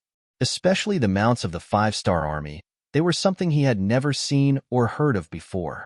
People often feared things they didn't know, and this Ming general was one such person. Among the 30,000 soldiers, 10,000 of them were Ming archers. They had already received orders to draw their bows and reload them. Once the enemy got close, they would release their arrows and heavily injure the enemy. 1,000 meters, 800 meters, 600 meters, 400 meters, 300 meters. They stopped. The northern Ming soldier who was in charge of observing the distance between the two sides cried out in alarm. He couldn't understand why they suddenly stopped charging. Just as he cried out in alarm, the commander of the 4th Army Division, Ling Daqiang, also gave the order to start shooting. More than 8,095 style guns, which far surpassed that era, spewed out tongues of flame at the same time. One could imagine how magnificent this scene was. With no one able to attack them, the 4th Division was like an aircraft carrier on land, constantly firing bullets as they slowly moved forward. As they continued to advance, one by one, the Ming soldiers were hit by bullets and fell to the ground. They were like wheat being harvested, unable to struggle at all. This scene caused the 10,000 northern Ming archers to be dumbfounded. Seeing their comrades fall to the ground one after another, and the arrows they shot were simply not enough to cover the distance. In other words, at this moment, they could only passively take a beating without the slightest ability to retaliate. The originally high morale of the soldiers quickly plummeted. No one knew who was the first to be afraid, as he threw down the bow in his hand and turned to flee. This action caused even more archers to abandon their bows and flee. When the situation began to spread, no matter how much the Ming general shouted, it was no longer of any use. Hold on. Hold on. Where are the pikemen? If there are any deserters, kill them without mercy. Seeing that the battle formation was about to be destroyed, and it was caused by deserters, the Ming general's face burned with anger. After the pikemen received the order, although they were unwilling and did not want to attack their comrades, they could not disobey a military order. They had no choice but to stab forward with the pikes in their hands. In just a few flashes of pikes, more than 1,000 Ming army archers fell, and they finally managed to stop their retreat. Where are the sharpshooters? Do you see that Ming general on the horse? Shoot him down. Ling Daqiang was naturally overjoyed when he saw that the enemy's formation was in chaos after a wave of attacks. However, seeing that the situation was about to be stabilized, how could he be willing to give up? He scanned the surroundings with his binoculars and locked onto the Ming general. There was no lack of sharpshooters in the cold vanguard army. They usually had good eyesight and were fed countless bullets. At this moment, when they heard their division commander's order, several sharpshooters searched for the Ming general on the horse.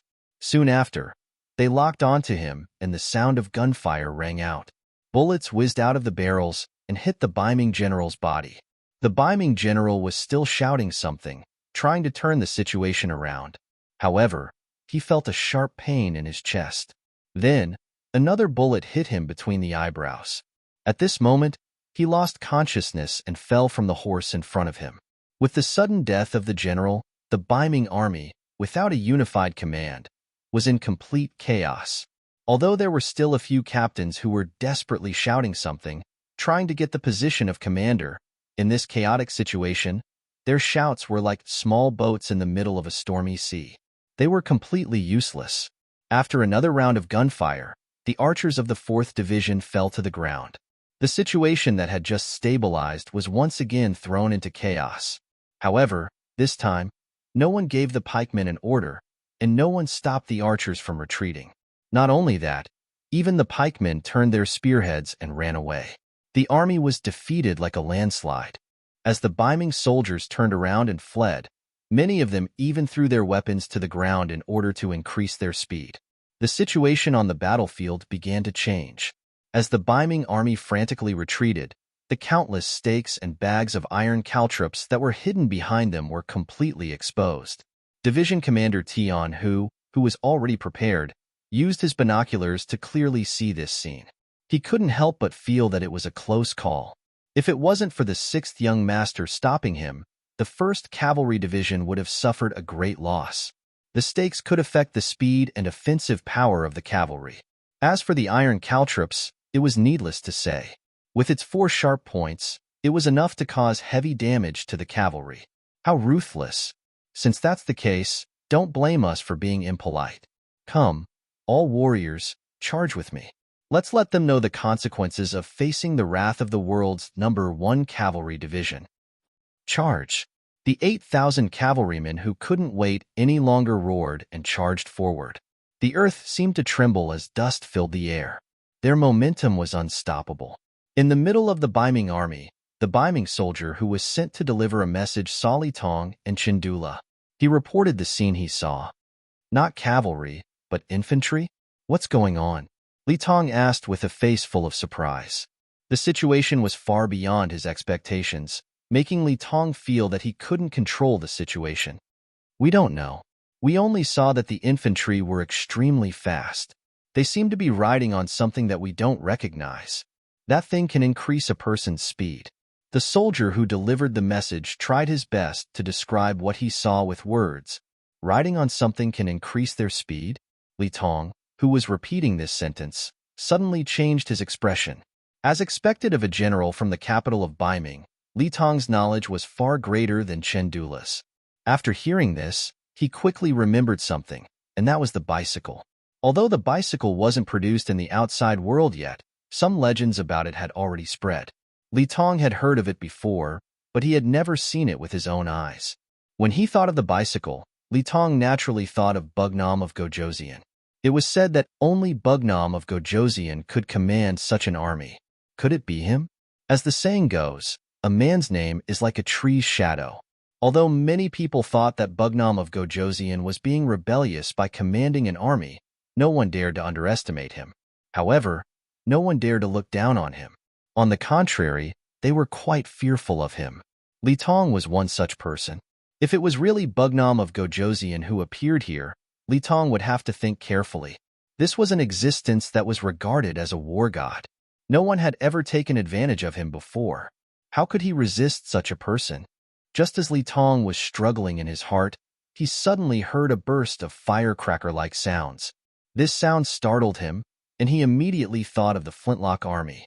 Li Tong, who had a trace of suspicion, was now certain. His originally confident spirit was hit. He almost instinctively shouted, "Oh no, it's Bugnam of Gojoseon. It seems that we can't take down the Jianzhou left guard. Retreat, prepare to retreat." Is Bugnam of Gojoseon here? Chindula, who was on the side, asked as if he hadn't asked the question yet. Then, he looked at Li Tong and said, "General Li, we have hundreds of thousands of soldiers. Even if he's here, what's there to be afraid of? We can still fight him." "Fight my ass. Didn't you hear those gunshots? On such an open land, what can we use to fight? Let's retreat." Li Tong was still very self-aware. This was not only because of the fear in his heart. More importantly, he didn't expect young Chendong to appear here, so he didn't make any preparations. Under such circumstances, it was obviously unfair to fight with him. As long as the army could be saved, there would be no need to worry about not having a chance to fight in the future. However, if the army was lost, there would be no chance for revenge. Li Tong was the commander. Naturally, no one dared to disobey his order to retreat. Although Chindula looked unwilling, he could only nod and agree in the end. Then, the Ming army that was attacking the city began to retreat step by step. The siege situation also changed because of this. The tower that was about to be breached slowly became quiet. What's going on? Tong Long was prepared to fight to the death with the enemy, but the change in front of him made him a little confused. Commander Bai Shuang, who was prepared to fight outside the city, seemed to have thought of something. He then listened carefully and vaguely heard gunshots. He immediately laughed and said, I know, it must be the teacher. Haha, brothers, Bugnam of Gojoseon is here. It's time for us to fight back with all our strength."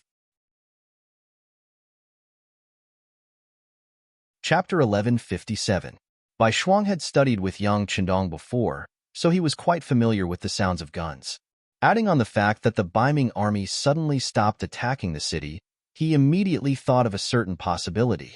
When they heard that Bugnam of Gojoseon had arrived, the 2,400 cavalry soldiers all began to cheer loudly. From this, it could be seen just how high of a position young Chendong held in these soldiers' hearts was. Even Tong Long, who had never seen young Chendong before, became extremely excited. During this period of time, he had only heard about Bugnam of Gojoseon, and he was about to come out of his cocoon. Now that he could finally see his face, how could he not be excited? "Let's go, charge out with this commander, and meet up with Bugnam of Gojoseon." Bai Shuang raised his two blades high, shouting loudly in excitement. Following the shout, the city gates opened from the inside, and 4,500 cavalry soldiers charged out like a whirlwind. Speaking of which, it was quite a coincidence. When Bai Shuang and the others charged out, it was precisely when the Ming army was retreating. The 20,000 Ming army that was originally arranged to deal with them had also just cleaned up their things and were retreating. Suddenly, intense battle cries sounded from behind them. When they turned around to take a look, their expressions immediately changed greatly. Li Tong, who had already left the large tent and was leading his soldiers to flee, also saw this scene. He sighed. These 5-star army cavalry were too cunning, actually charging out after he withdrew his defenses. Under this type of timing, even if he gave the order to launch a counterattack now, it was clearly too late. Retreat, retreat, retreat towards the 30,000 guards. Li Tong, who knew that the situation was already in his favor, didn't turn around, instead turning around and fleeing. Behind him was the vast and mighty Ming army. In front of them, who would be afraid of death? That was why at this moment, they actually displayed their life's potential, each one running faster than the other. It was to the extent where not long after, the army responsible for transporting the supplies became the last group. "General, what do we do?" Seeing that there were already no more troops to protect him, the logistics officer in charge of transporting the supplies asked the leading general. Closing his eyes, the general knew that once the provisions were lost, he would be beheaded according to military discipline. But now that he didn't have the ability to protect these provisions, he simply shook his head and said, "Forget it, they were the ones who abandoned us. It's not that we didn't try our best. Tell the brothers, if you want to escape, then run. If you can't escape, then surrender and wait for the 5-star army to come and take over." If we go like this, General, we will die. Why don't we burn the provisions? That way, we'll be able to account for it. The logistics officer suggested. No. The general immediately shook his head. If we really do that, we will definitely anger the 5-star army. At that time, We won't even have a chance to live. All right, I've made up my mind. If you want to run, then run. If you don't want to run, then stay here with me and wait for the 5-star army to pick us up. Most of the people transporting the provisions were people with average military skills. How could their speed be compared to the speed of war horses? Most of them stayed behind. Only a small number of them ran away with the mentality of a fluke. After a stick of incense's time, Commander Bai Shuang brought the cavalry over. Along the way, who knew how many of the Ming army were killed and how many were captured? When he arrived in front of the transport team and saw that this team of thousands of people was actually waiting for him, he was very curious and came over on his horse. Surrendered General Zhao Xing greets the general. A general wearing a Kiliarka's armor half-knelt in front of Bai Shuang. General Zhao, why didn't you all escape? At the very least, you can burn the provisions. That way, even if you escape, you can account for it to your superiors, right? Bai Shuang asked with a trace of suspicion. The situation was so abnormal that he had to be careful in case the other party was pretending to surrender. We can't burn them. Zhao Xing shook his head and said, with these provisions, countless people can eat and many people can survive. If we burn them, then the only ones who will suffer will be the soldiers and civilians who have no food to eat. Zhao Xing can't do something that would incur the wrath of the heavens and people just to avoid a punishment. Oh, who would have thought that a mere chiliarch in charge of escorting grain would have such knowledge? This was beyond White Shuang's expectations. He carefully sized up Zhao Xing's appearance again and memorized it in his heart. Then, he took out a token from his bosom and said, "This is my position token. Take this back to Jian Province's left guard city. If anyone asks you about the provisions, you can show this token. Do you have any questions?" After taking the token, Zhao Xing nodded solemnly. "General Bai, don't worry. I know what to do." "Good. We still have to chase after the enemy. You can go about your business." After he finished speaking, Bai Shuang spurred his horse and continued to chase after the Ming army. He didn't turn back to look at Zhao Xing, as if nothing had happened. When the group was far away, Tong Long, who was following in the group, asked Bai Shuang with a puzzled expression, "Commander, do you really believe that Zhao Xing won't escape and will deliver the provisions to the city?" "I'll take a gamble. Also, teacher is here. This area will belong to the 5-star army. He won't be able to escape even if he wants to." Bai Shuang chuckled and continued to spur his horse forward. He did have the intention to test Zhao Xing. If this person really delivered the provisions to Jian Province's left guard city, then he would report this matter to Yang Chenong. This person might be a talent. On the other hand, if this person escaped, then he would also report this matter to Yang Chenong. Anyone who dared to deceive the 5-star army should be prepared for revenge. This was just a small interlude. It wouldn't affect the overall situation. Bai Shuang led thousands of cavalry and chased after them. Although they didn't catch up with Li Tong and Chendula, they still caught up with many of the Ming army that had fallen behind. In the end, they brought back 5,000 captives. In this battle, the Ming army retreated without a fight. They lost a total of 40,000 men. 7,000 of them died in battle. The rest were all captives. When Bai Shuang brought the 5,000 captives back to the Jian Province's left guard city, Yang Chenong had already entered the city and was listening to reports from all sides. When Bai Shuang and Tong Long appeared in the main hall of the residence, Yang Chendong's loud laughter rang out. "Bai Shuang, it has been hard on you this time. You deserve the most credit for being able to destroy the enemy." "Teacher Xie, this is what Bai Shuang should do. By the way, teacher, this person is Tong Long. He made a great contribution by defeating the Jian Province's left guard city without shedding a drop of blood." Bai Shuang took this opportunity to recommend Tong Long. This was the first time Tong Long met Yang Chendong. Although he was older, for some reason, when he saw Yang Chendong, he was shocked by the powerful aura emitted by him. He couldn't help but kneel on the ground. "This general, Tong Long, greets Bugnam of Gojoseon. May you live 1,000 years. Haha, there's no need for that. We can talk casually." Yang Chendong chuckled. Then, he sized up Tong Long. He found that this person was not only handsome, but also extraordinary. He was very happy. After considering that the other party had made a great contribution, he said, "Tong Long, this king wants to establish a reinforced cavalry regiment of Liaodong. How about you be the first commander? By the way, this is a cavalry unit of 5,000 people. Do you have the confidence to lead them well? Tong Long had just been promoted to battalion commander. It was only because of the war situation that he was able to lead 2,500 men. Once the situation returned to normal, he could only lead 400 men. Now that the number had suddenly increased by more than 10 times, how could he not be excited and grateful? What are you waiting for? Quickly thank Bugnam of Gojoseon. Seeing that Tong Long was a little dumbfounded, Bai Shuang immediately reminded him. Oh, this subordinate thanks Bugnam of Gojoseon for promoting me. I will definitely be a good commander and create a strong army.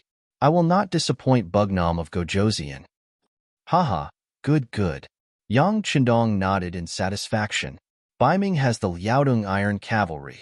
My 5-star army also has a Liaodong Cavalry regiment. When the time comes, we will see who is more powerful. Right now, this unit is still lacking some core strength. Do you have any talents that you can recommend? Yang Qindong asked with a smile. A cavalry unit of 5,000 people was only a regiment. It could be seen how much importance Yang Qindong placed on this unit. If this kind of unit was only given to Tong Long, no one would be at ease. The others had to be personally appointed by Yang Qindong in order to ensure the loyalty of the unit. Everyone was clear about this point. Immediately, everyone suggested some candidates. Soon, there were suitable candidates for the 12 battalion commanders of the Liaodong Iron Cavalry Regiment. Next was the vice commander. Regarding this problem, no one had any good opinions. First, we have to look at the responsibilities of the vice commander. According to the rules of the 5-star army, the vice commander was to assist the commander in managing the entire unit. Only when the commander was not around would the vice commander have the right to make decisions. Normally, the vice commander would be in charge of logistics. Only with good service would the unit be able to win more battles. Considering that the Liaodong Cavalry Regiment was a reinforced unit, there would be many difficult missions in the future. This vice commander would not only be able to manage logistics, it would be best if he could also fight well. This kind of talent was naturally hard to find. Everyone looked at each other and couldn't find a suitable candidate. Although there were vice commanders in each division, no one wanted to recommend their vice commander. After all, it wasn't a promotion, it was just a transfer. Looking at the current Liaodong Iron Cavalry Regiment, it was likely that the vice commander wouldn't even be considered a transfer. No one had a good candidate. Yang Qinong asked with a calm expression, "What? Is no one willing to give up?" Seeing that Yang Qindong seemed to be a little unhappy, everyone was a little anxious at the moment.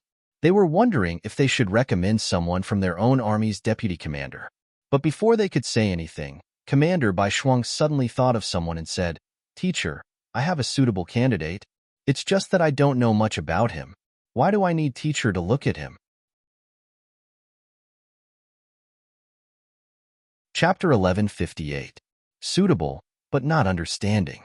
This sentence itself was somewhat contradictory. Bai Shuang's words also attracted everyone's attention. Considering that he didn't make it clear, Bai Shuang smiled bitterly and explained in detail how he met Zhao Xing on the way. "Zhao Xing? I know this person. He escorted the provisions to Jianzhou's Wuwei city. Because it was related to logistics, I want to take a look. I still have a deep impression of this person." Beta Persei, who was standing beside Yang Qindong, said after Bai Shuang finished speaking, "Did he really escort the provisions back?" Bai Shuang's eyes flashed as he asked. "That's right." Beta Persei chuckled and continued. "Not only did he transport the provisions back, but he also brought 2,108 surrendered soldiers. According to him, he had a total of 2,200 soldiers. 92 of them escaped for some reason, and most of them came with him to surrender. Oh, by the way, when I went, his soldiers were lined up neatly. Even the weapons in their hands were placed neatly together. To be honest, it's the first time I've seen someone surrender like this." The other officers couldn't help but nod in agreement. It wasn't that he hadn't seen people surrender before, but most of them were disheveled and dispirited, looking as if they had lost all hope in life. Their weapons were thrown everywhere, so he had never seen such a carefree and effortless surrender before. Hearing this, even Yang Qindong couldn't help but be curious. "There's such a wonderful person? Come, Bring him here so I can see him. I'll go. Beta Persei agreed. I'll go with second brother. Bai Shuang thought for a moment and stepped forward. He thought highly of Zhao Xing. Since his teacher wanted to see him, he wanted to say a few words to remind him. The two walked out of the main hall together. Yang Chendong looked at the people who stayed behind, and his gaze fell on the face of the 1st Cavalry Division's commander, Tian Hu. Commander Tian, how do you feel about this battle? Awesome, Tian Hu said without thinking. In this battle, the 4 regiments of cavalry had killed and captured twice the number of enemies. Most importantly, there were almost no heavy casualties on their side. The number of dead and injured did not exceed 100. This kind of difference in casualties greatly comforted him. However, he immediately recalled that they had almost been ambushed. Thinking about how the dozen or so cavalry scouts had been surrounded by the 4th Division and the Black Knights, and how not a single one had managed to escape, his old face turned red again.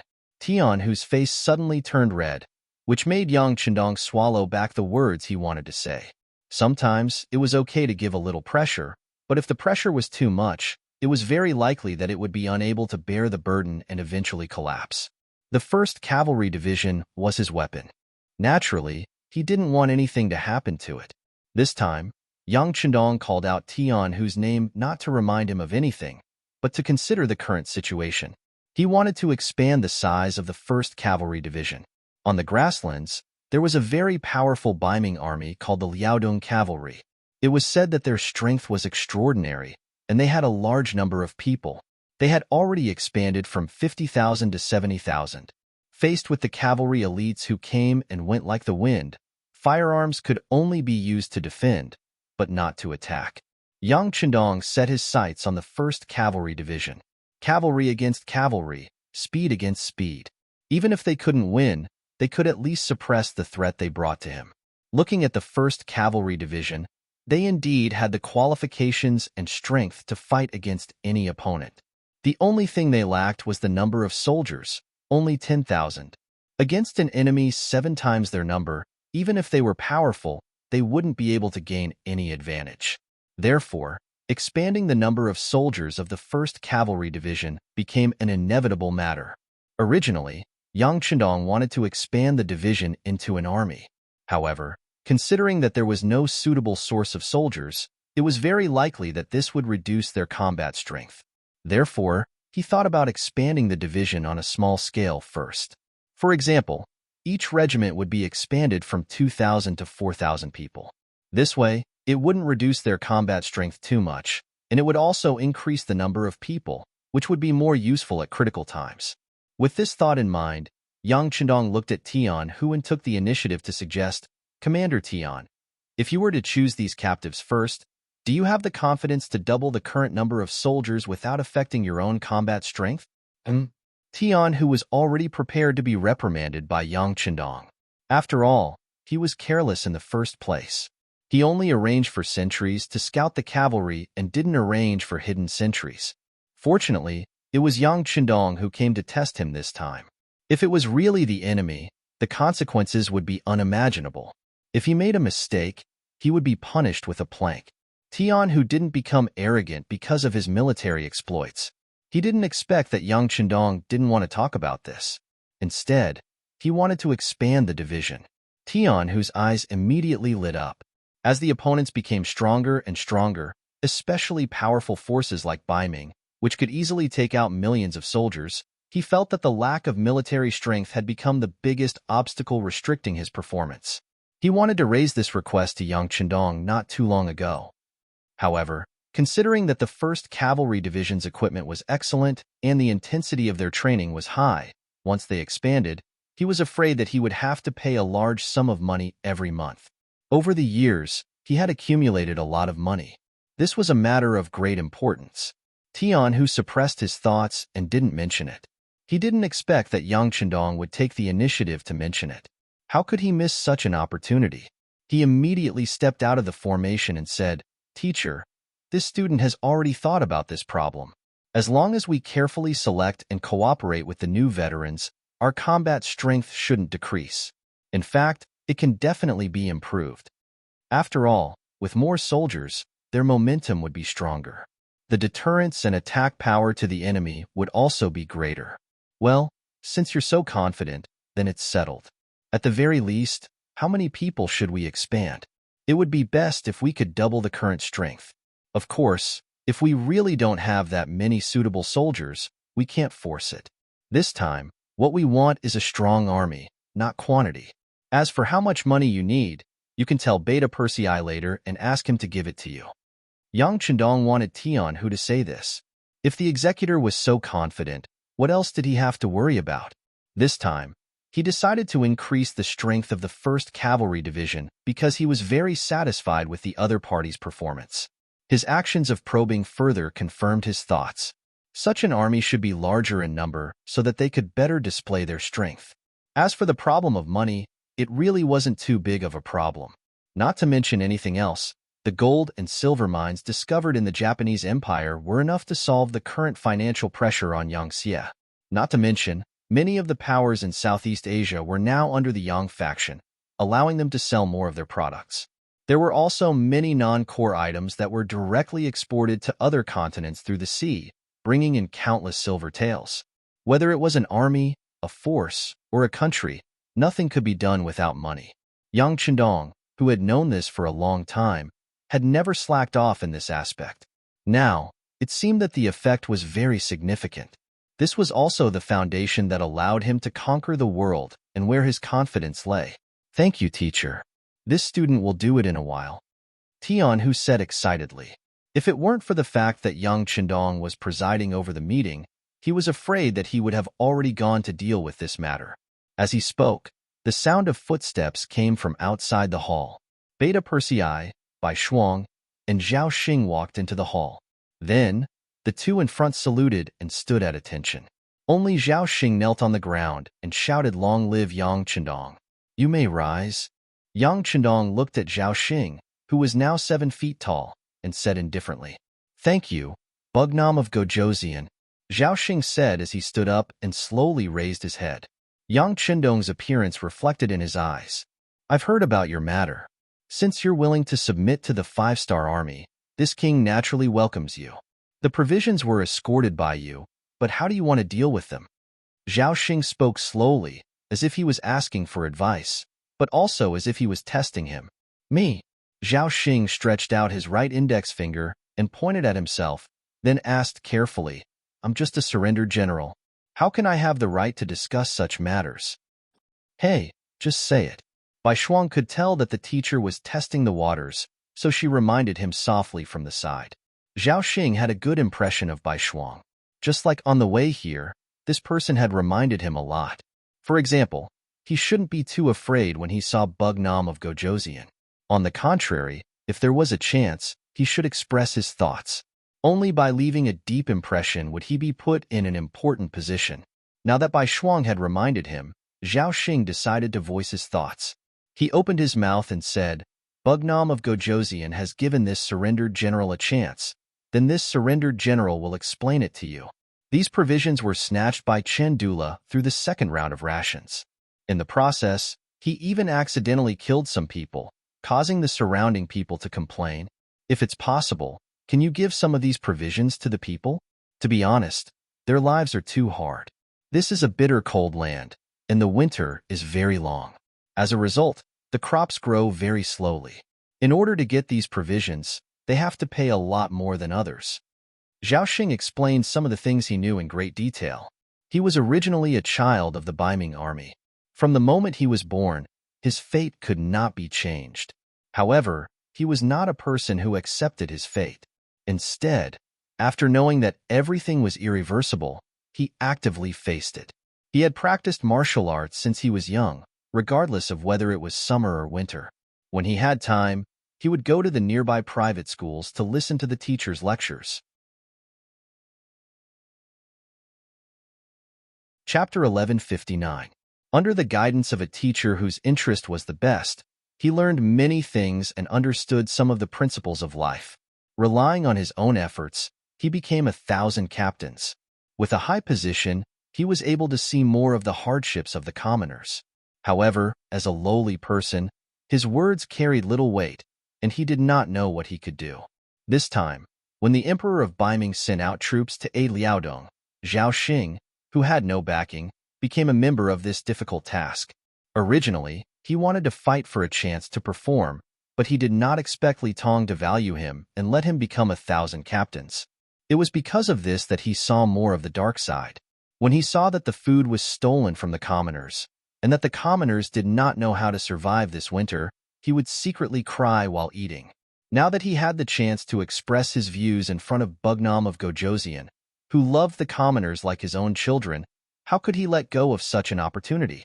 Then, he explained everything in detail. When he spoke about the depths of his emotions, he even shed tears. Influenced by Zhao Xing, some of the officers in the other halls also involuntarily shed tears. Many of them had experienced hardships, and listening to these words, they seemed to be pulled back to the past. Only Yang Qindong sat there expressionlessly, not affected in the slightest. This was not to say that his heart was hard, but because he had seen too much, he had long become numb. If he cried whenever something happened, how could he have everything he had now? A strong person must have a strong heart. Rather than crying whenever something happened, it was better to think of a way to change everything. This was what a leader should do. Zhao Xing, who stood there, spoke for the time it took for 2 incense sticks to burn. Only when he was almost done did he realize that this was not his own military camp, but Bugnam of Gojoseon's discussion hall. He immediately shut his mouth, and then with a look of begging for forgiveness, he once again knelt on the ground. Only after Zhao Xing finished speaking did everyone regain their senses. Then, their gazes landed on Yang Qindong, who was sitting at the head of the table. The main hall once again quieted down, and Yang Qindong's voice resounded in everyone's ears. The common people live in poverty, and this is the incompetence of the great Ming dynasty's government. That's why we have to change everything. Since they can't do it, then let's find someone who can. I believe this will be a blessing for the people. Bugnam of Gojoseon is wise, the generals replied in unison. Yang Qindong raised his hands and pressed them down. With just this movement, the main hall returned to silence. Then he looked at Zhao Xing, who was kneeling on the ground, and said, "The people are indeed suffering, but there isn't much food in the army either. If we want to fight, we need to maintain sufficient physical strength and nutrition. Therefore, it's better to provide these rations to the soldiers first." When Yang Qindong said this, it was equivalent to making a decision. Naturally, the others did not have any objections. Even if they did, they would only report it to Yang Qindong in private. However, Zhao Xing did not know about this rule. He thought that his words had already convinced Bugnam of Gojoseon, or at least the other generals. He did not expect this to be the result. Thus, he said, "Bugnam of Gojoseon, can't you give a portion of the food to the common people? At least let them survive this year's cold winter." Are you doubting this king's decision? Yang Qindong, who had a calm expression a moment ago, suddenly changed his expression. A powerful pressure involuntarily landed on Zhao Xing's body. Zhao Xing, who originally wanted to say something, was suppressed by this pressure. His face instantly flushed red, and the feeling of being stared at by a wild beast made it difficult for him to even breathe. What Yang Qindong used was a visual attack that was close to the Grandmaster level. Under this aura, unless one had a firm belief, not many people could withstand it. Being targeted, Zhao Xing's expression was extremely ugly. He was using all his strength to resist all of this. Seeing that Yang Qindong seemed to be burning with anger, for some reason, the fear in his heart became weaker and weaker. At this moment, his mind was filled with the suffering of the common people after they did not have food to eat, and even death. The more he thought about it, the more determined he became. Zhao Xing knew that if he did not say these words today, he would not have the chance to say them in the future.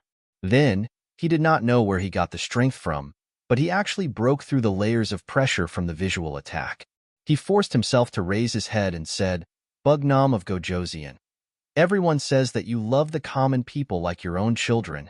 Please make a decision for the common people of Liaodong. I, Zhao Xing, thank you on behalf of them."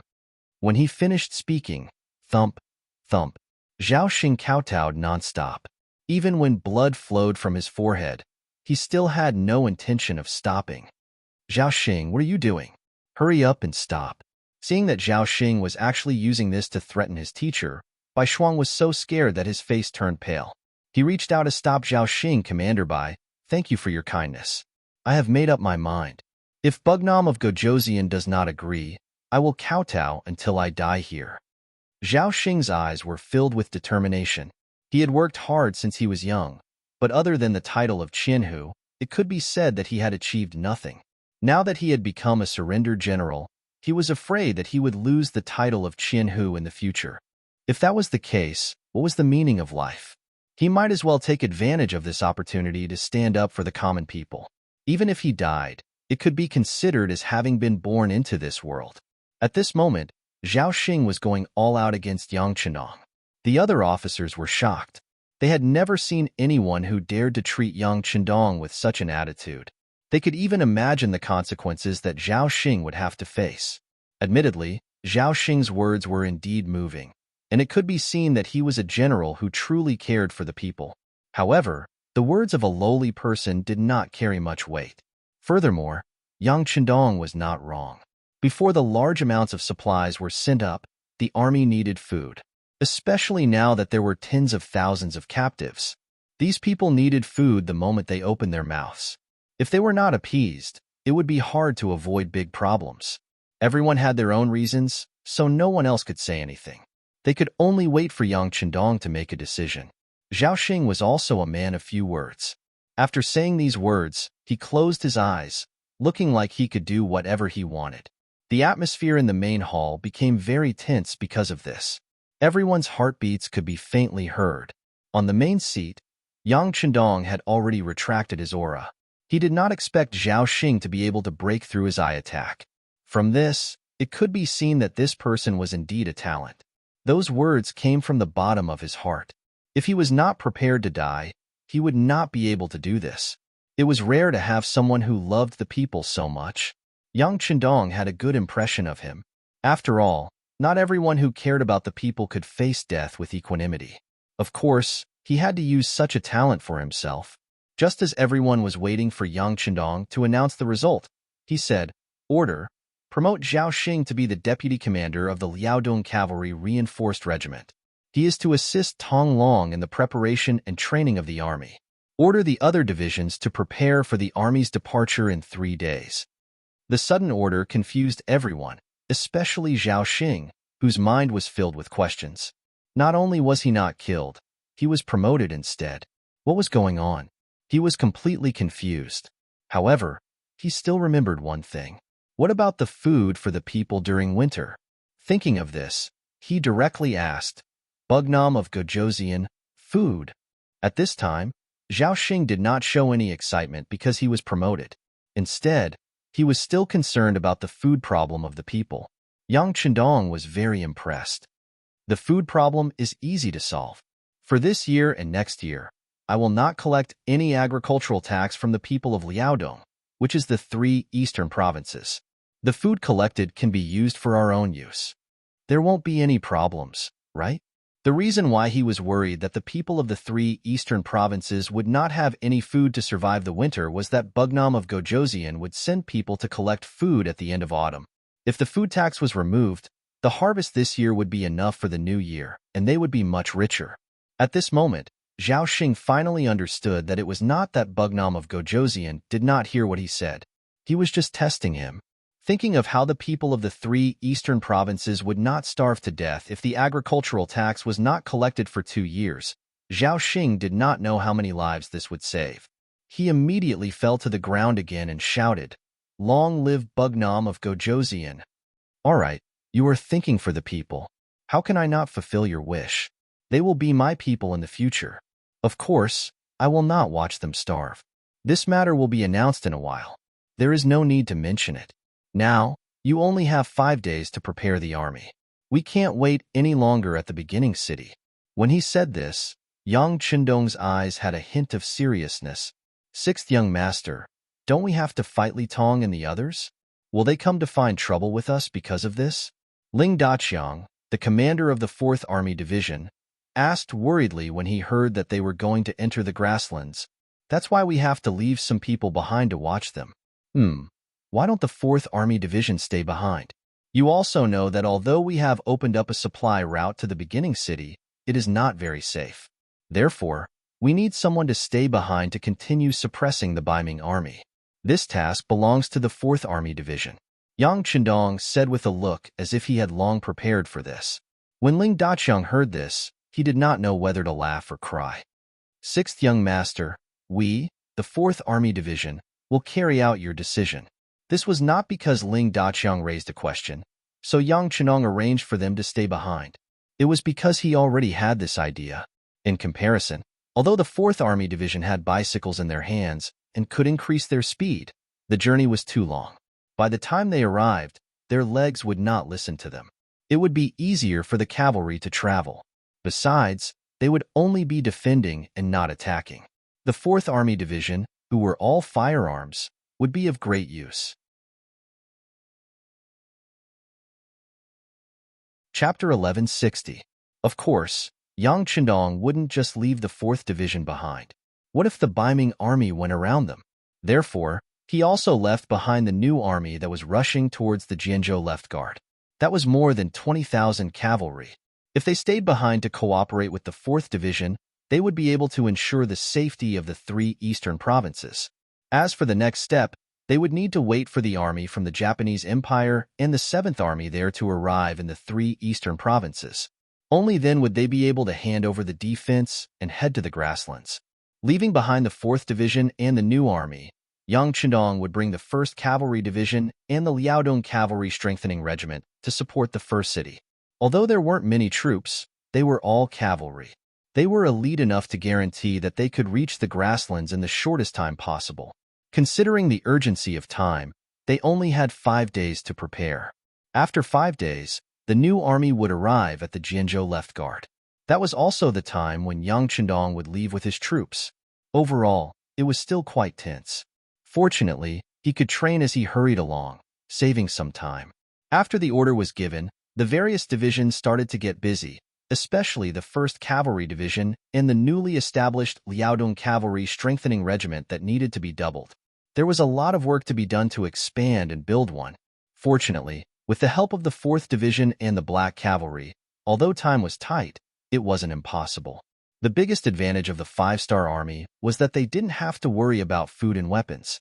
In other words, once the new army was organized, they could immediately start training. This was something that other armies couldn't compare to. At the same time as the expansion of the army, the news that Bugnam of Gojoseon had ordered the 3 eastern provinces to be exempted from agricultural taxes was also announced to the world. After the news spread out, the people of Liaodong rushed to spread the news and were overjoyed. Although the 3 eastern provinces were bitter and cold, they had a large territory, especially the black soil that was given to them by the heavens. It was quite fertile. Although they only had 1 season a year, the yield was not low. Moreover, because of the quality of the soil, the crops they planted were very plump. If it wasn't for the fact that they had to feed the hundreds of thousands of Liaodong army, the standard of living here would be quite good. At least, there wouldn't be any cases of people freezing to death. Since the establishment of the Great Ming Dynasty, Liaodong, which was the early new Urgandusi region, was not very important, which was why the people here had always been poor. Now that Yang Chendong had suddenly changed their lives, the people of Bugnam of Gojoseon, Liaodong region, Liaodong's reputation. After the good policy was sent to Lu Ji, the governor of the 3 eastern provinces in Terran City, he and General Yi Ligong discussed and immediately launched a conscription. They preached to the people that if they wanted to ensure the existence of a good policy, they had to ensure the existence of Bugnam of Gojoseon's regime. This required everyone to contribute to protect him. With good publicity and the fact that Lu Ji still had a lot of money and food left behind by Yang Chendong, the expansion plan of the 3 eastern provinces was quickly implemented. When the source of soldiers was no longer a problem, General Yi Ligong also improved the quality of the soldiers. The 3 eastern provinces were now thriving. With money came soldiers. It didn't take long for Yi Ligong to take over the defense of the 4th Division and the new army. These 2 armies were also able to withdraw. On the morning of the 2nd day after the change of defense, these 2 armies escorted the food and went straight to the direction of the first city. 30,000 guards. It was just a small town where a Chinhu was located. It could be described as a small town. At this moment, it was already overcrowded and very noisy. Li Tong's army had been defeated and had come here. Along with him were 140,000 defeated soldiers. Originally, he was prepared to go with Chandula to the Jin Province Guard or the Shenyang Central Guard.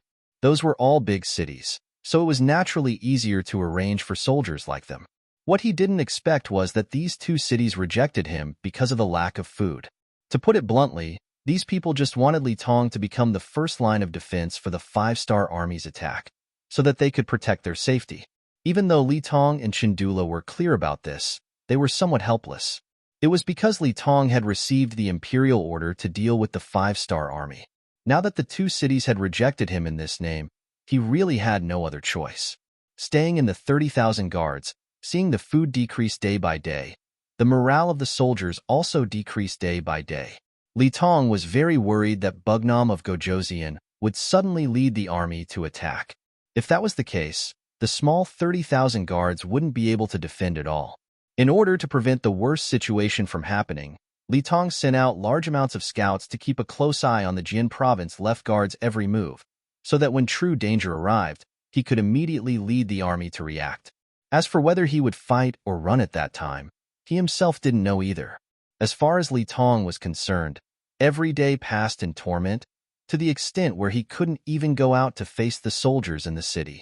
All of this was because the provisions promised by the Ming imperial court still hadn't arrived. Back when he was leading the troops, Li Tong had already been worried about the issue of provisions, and because of this, he even brought up this issue in the imperial court. He never expected to provoke public anger, to the extent where when he set out, the conclusion given by the higher-ups was that he had to raise his own provisions after arriving in the Liaodong region. When the time came, the various guards in Liaodong region would support him greatly. But now, most of the Liaodong region had already been occupied by the five-star army, and the original capital of Liaodong region, Terran City, was also owned by Bugnam of Gojoseon. It was already impossible to raise provisions here. After reporting everything that happened here to the imperial court, Li Tong was like a criminal waiting for the verdict to come out. If the provisions were insufficient, how could the army fight? Could it be that they had to fight on an empty stomach? It was said that the emperor didn't lack hungry soldiers. At this moment, not only did Li Tong scold those civil officials in the imperial court, but he also scolded Daizong Zhu Qiyu in his heart. Since you don't give me any provisions, I'll just retreat when the five-star army arrives. After waiting for 4 days, there was still no movement. Even the surrounding city guards didn't provide any support. Li Tong said hatefully in his heart. Just as he was scolding everyone in his heart, there were hurried footsteps outside the courtyard. Then, Chandula appeared in front of him and said, "General Li, the five-star army has left the city." "What? Don't tell me they're coming here? If that's the case, we have to leave quickly.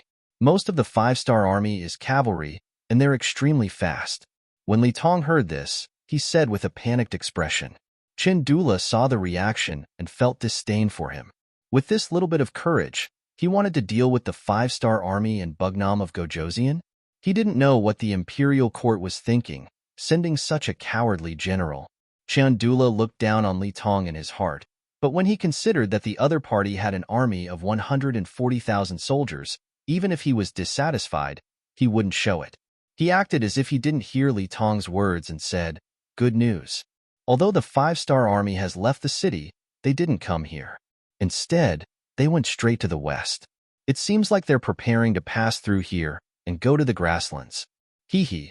Origin City is now surrounded by Ming and the world of Wara. I'm afraid they'll want to help us out." "Really?" While digesting this news, Li Tong asked very carefully, "They won't suddenly take a detour and come to our 30,000 soldiers, right?" "No, they won't. Even if it's true, I've already arranged for hundreds of scouts to keep an eye on them. If there's a change in the situation, we'll immediately receive the news." Chandula shook his head. "Good, that's good. Hee. We'll be safe now that the main force of the five-star army has left," Li Tong said with a sigh of relief. Seeing that Li Tong only had such a small thought, Chandula shook his head lightly. In his eyes, this wasn't a matter of whether he was safe or not, but an opportunity to take back everything. No matter what, He was still the commander of the Jian province left guard. Now that the city was gone, his position as commander existed in name only. If he wanted to seize power again, he had to take back the city. All of this could only be done by relying on Li Tong. Generally, you see, the 5-star army has left. Even Bugnam of Gojoseon has left with the troops. Should we also take action? Chun Dula asked tentatively. Take action? What action? Are we going to stop Bugnam of Gojoseon from leaving? Don't joke around. We can't defeat them. Li Tong shook his head. He wasn't stupid enough to throw away his life. No, generally misunderstood. I'm saying that since Bugnam of Gojoseon has left, the Jian province left guard must be defenseless.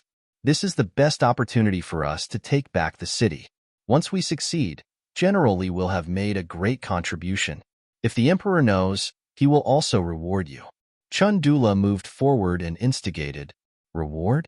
Li Tong's expression changed when he heard this. If a general didn't want to make a contribution, then he definitely wasn't a good general. He was indeed tempted. However, when he thought about the fact that the army was almost out of food, how could such an army win a battle? He immediately shook his head and replied, No, we're currently lacking in food.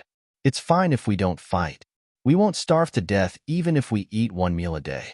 However, if we fight a war, how can we do it without sufficient physical strength?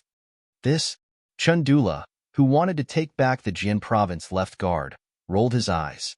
In the end, in order to achieve his goal, he said fiercely, It doesn't matter, General Li. As long as you agree to send troops, I'll take care of the food issue. I can borrow some from the Jian province left guard and Shenyang central guard. I think with my old face, I can at least find some. Chen Dula was putting in a lot of effort. Li Tong was displeased when he heard this. Previously, no matter how he begged him to get some food, he couldn't do it. Now, in order to take back the Jian province left guard, there was a way. This was just a selfish person. Chapter 1161. Li Tong wanted to say that food was not enough, but considering that he also needed to make a contribution, it was better not to fall out with Chindula, so he nodded. Okay, as long as we have food, we can send troops to the Jianzhou left guard. No matter what, we have to help General Chun take back the territory. Chindula knew very well that Li Tong was not doing this to help him, but to make a contribution. However, the two of them now had the same request, so it was not the time to undermine him. He nodded and said, Okay, leave it to me. Speaking of which, Chundula was indeed quite capable. With his old face, he managed to borrow enough food to last his army for 20 days from the nearby guard station. With this time, in his view, it was not a problem to take down the Jianzhou left guard. As for how to solve the problem of food at that time, he just needed to collect the food tax from the nearby people. In order to not be punished, Chundula had long forgotten about the suffering of the people. By Ming capital, Yamen of the Ministry of Revenue. The Crown Prince's junior tutor, Grand Secretary and Minister of Justice, Su Yozhan, walked in steady steps. The officials of the Ministry of Revenue hurriedly came out to greet him. Soon, the Minister of Revenue, Jin Lian, also came out in a neat official uniform. Oh, I don't know. Lord Su, please forgive me for not going out to meet you. Ha ha ha, Lord Jin is too polite. Su Yozhan smiled and laughed. The two ministers walked into the Yamen of the Ministry of Revenue together. As they walked, Jin Lian asked with confusion, Lord Su, why have you come to the Ministry of Revenue? Oh, it's because of the war in Liaodong. Li Tong lost his food, and now hundreds of thousands of soldiers don't even have food to eat. This is not good. How can they win the war? That's why I'm here to see if I can send them some rations as soon as possible. Su Yozhan said with a compassionate expression. As the Minister of Revenue, Jin Lian was naturally very clear about Li Tong's request for food. He had asked the emperor about this, and the answer he received was that he needed to provide for the grassland war first. If there was anything else, he could just support Li Tong. In this regard, Jin Lian fully understood the emperor's intention. This was also the reason why Li Tong had repeatedly sent memorials, but had not seen a single bit of money or grain. But now that Su Yozhan had greeted him about this matter, Jin Lian naturally didn't dare to neglect this popular person in front of the emperor. He didn't want to offend Su Yozhan, but he also didn't want her to disobey the emperor's orders. Thus, he asked tentatively, "Lord Su, His Majesty's intention is to provide for the grassland war first. If there is any surplus, look, His Majesty said that if there is any left, it can be given to General Li Tong. Do you have any left now?" Su Yozhen grasped the loophole in Jin Lian's words and asked, "There are, but they are all prepared for the army that is fighting in the grasslands. Sir Su, you also know that they are fighting against the main forces of the five-star army. Who knows how long the battle will last?" Jin Lian answered with a troubled expression. However, he didn't know that when he said these words, he had actually fallen into the other party's trap. Just as Jin Lian finished speaking, Su Yozhen's laughter sounded. "Aya, Lord Jin, I'm afraid that you are joking with me. You said that we are going to face the main forces of the five-star army on the grasslands. Then I want to ask, is the main forces more powerful than Bugnam of Gojoseon? He is now in the Liaodong region. If General Li Tong is defeated because he doesn't have enough money and grain support, once the Liaodong region is completely lost, it will directly threaten the safety of our capital. At that time, even if we take down the first city, what's the use? Can you bear this responsibility?" Jin Lian was stunned when he heard the question. Indeed, if the safety of the capital was threatened, it was obviously much more important than taking down the first city. Seeing that Jin Lian was silent for a while, Su Yozhen patted him on the shoulder and said, "For the safety of the capital and in case something happens in the future, the emperor may vent his anger on Sir Jin. I think that General Li Tong should be given some food and grain." "Oh, right. This is 10,000 taels of silver. Although it's not much, it's a little token of General Li Tong's appreciation." A banknote of 10,000 taels of silver from the Yang family bank was placed in Jin Lian's hand. This was indeed sent by Li Tong. He knew that the officials of the imperial court were manipulative, so he sold everything he had to gather 20,000 taels of silver. This also made it more reasonable for Su Yozhen to appear here. Of course, the main reason why Su Yozhen agreed to do this was that Yang Chendong had given the order. Seeing that the Liaodong region was about to enter a relatively balanced phase, it was not a big deal to give them any amount of money and grain. On the contrary, if they gave more to Li Tong, they would give less to the Ming army on the grasslands. This might play a very positive role in the upcoming war there. To achieve great things, one must have a superhuman vision. For example, one must be able to see 3 or even 5 or more steps before taking one step. Obviously, Yang Chendong had this ability, and it was because of this action that it did play a big role in the future war on the grasslands, causing the Ming army to suffer a great loss. With 10,000 taels of silver and a great reason in front of him, Jin Lian chuckled. "Okay, Sir Su, I know what to do." Seeing how Jin Lian accepted the banknotes with a smile and immediately called for his assistant to arrange for the delivery of the provisions, Su Yozhen stood at the side and laughed out loud. First city. More than a month ago, the scenery of the grassland in June was still very beautiful, especially when it rained. There were lush green water plants everywhere, and the green scene on the vast grassland made people feel relaxed and happy at a glance. Usually, herds could often be seen around First City, and from time to time, young Mongolian girls could be heard singing beautiful songs. But now, all of this did not happen. Although the water plants were still very tall and the scenery was very beautiful, the air here was filled with a murderous aura. Suddenly, the ground trembled for no reason, and ripples appeared on the low-lying water surface. Not long after, a cavalry team of hundreds of people arrived like a gust of wind and landed here. They were the Liaodong cavalry that had recently been in the limelight on the grasslands. This place was only about 10 miles away from First City, and all of this had proved that the periphery of First City was no longer safe. Things like this didn't happen every once in a while. It had already happened 3 days ago. When these Liaodong cavalry first appeared here, they even fought with the new light cavalry regiment that was in charge of patrolling the periphery of First City. Just as the two sides started fighting, more and more Liaodong cavalry appeared in all directions. If it was not for the light cavalry regiment's quick reaction and their fast speed that allowed them to quickly leave the battlefield, no one would be able to escape. Even so, in that battle, nearly 100 light cavalry soldiers had lost their lives here forever. Since the establishment of the new army, they had rarely suffered such a big loss. Just when the Liaodong cavalry was ready to take revenge and began to dig a hole, unexpectedly, the new army did not make any movements, as if they were not the ones who suffered a loss. This also greatly boosted the morale of the Liaodong cavalry. They became more active, and the distance between them and First City was getting closer and closer. It was as if they were the number one in the world. In First City, the new army's military headquarters was holding a situation analysis meeting. All the leaders of the new army's departments were present, and they were in the midst of an intense discussion. "Commander, the Liaodong cavalry is really too much. Our scouts saw from the city tower that they came 3 miles below the city this morning. This is simply provoking us and showing off. We can't let them be." Lu Zhua, the commander of the 1st Cavalry Division, said angrily. Lu Zhua was considered a senior. It was difficult to find a few people who were older than him in the position of a division commander. Because this person's ability was not too outstanding, the speed of his promotion was not very fast. However, he had never used his qualifications to suppress others. In addition, his temperament was very good, and it was rare to see him angry with others.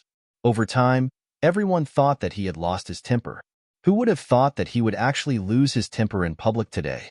From this, it could be seen how arrogant the Liaodong cavalry was. Yes, 3 days ago, our light cavalry division was surrounded and lost a company of soldiers. This time, it's time for us to take revenge. No matter what, we can't let them go easily. Ma Bianshi, the light cavalry division's commander, said with an angry face. The other people in the meeting did not say anything, but from the fact that no one objected, they should have the same idea. Tiger's Mane, who was sitting at the head of the table, saw everyone's reaction. He then glanced at Yang Si, who was listening beside him, and shook his head helplessly. As the commander of an army, Tiger's Mane was very good at controlling the situation. In the past, no matter whether it was a big or small matter, as long as he expressed his opinion and opened his mouth, no one would say anything against it. But this time, it was obvious that everyone was angry. He was afraid that he could not rely on his personal authority to control the situation. "You do it." Tiger's Mane did not want to use his power to suppress others. He looked at Yang Si, who was gloating, and said with a displeased voice, Okay, Tiger's Mane, don't be angry. I'll do it. Yang Si could see that Tiger's Mane was really unhappy, so he quickly begged for mercy. Then, he coughed lightly to attract everyone's attention and said, "Everyone, don't be anxious. If something happens, we can discuss and solve it together. The sky won't fall." "Commander Yang, the sky won't fall, but we can't stand being provoked like this, and not being able to do anything is really intolerable.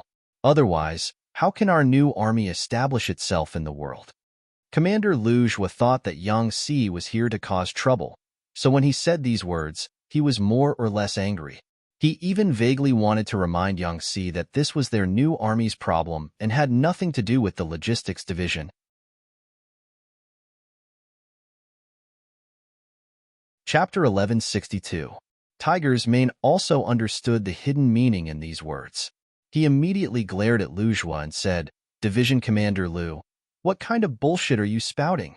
Let me tell you, apologize to Division Commander Yang Si immediately. Otherwise, I'll dismiss you." This sudden outburst shocked Lu Zhua.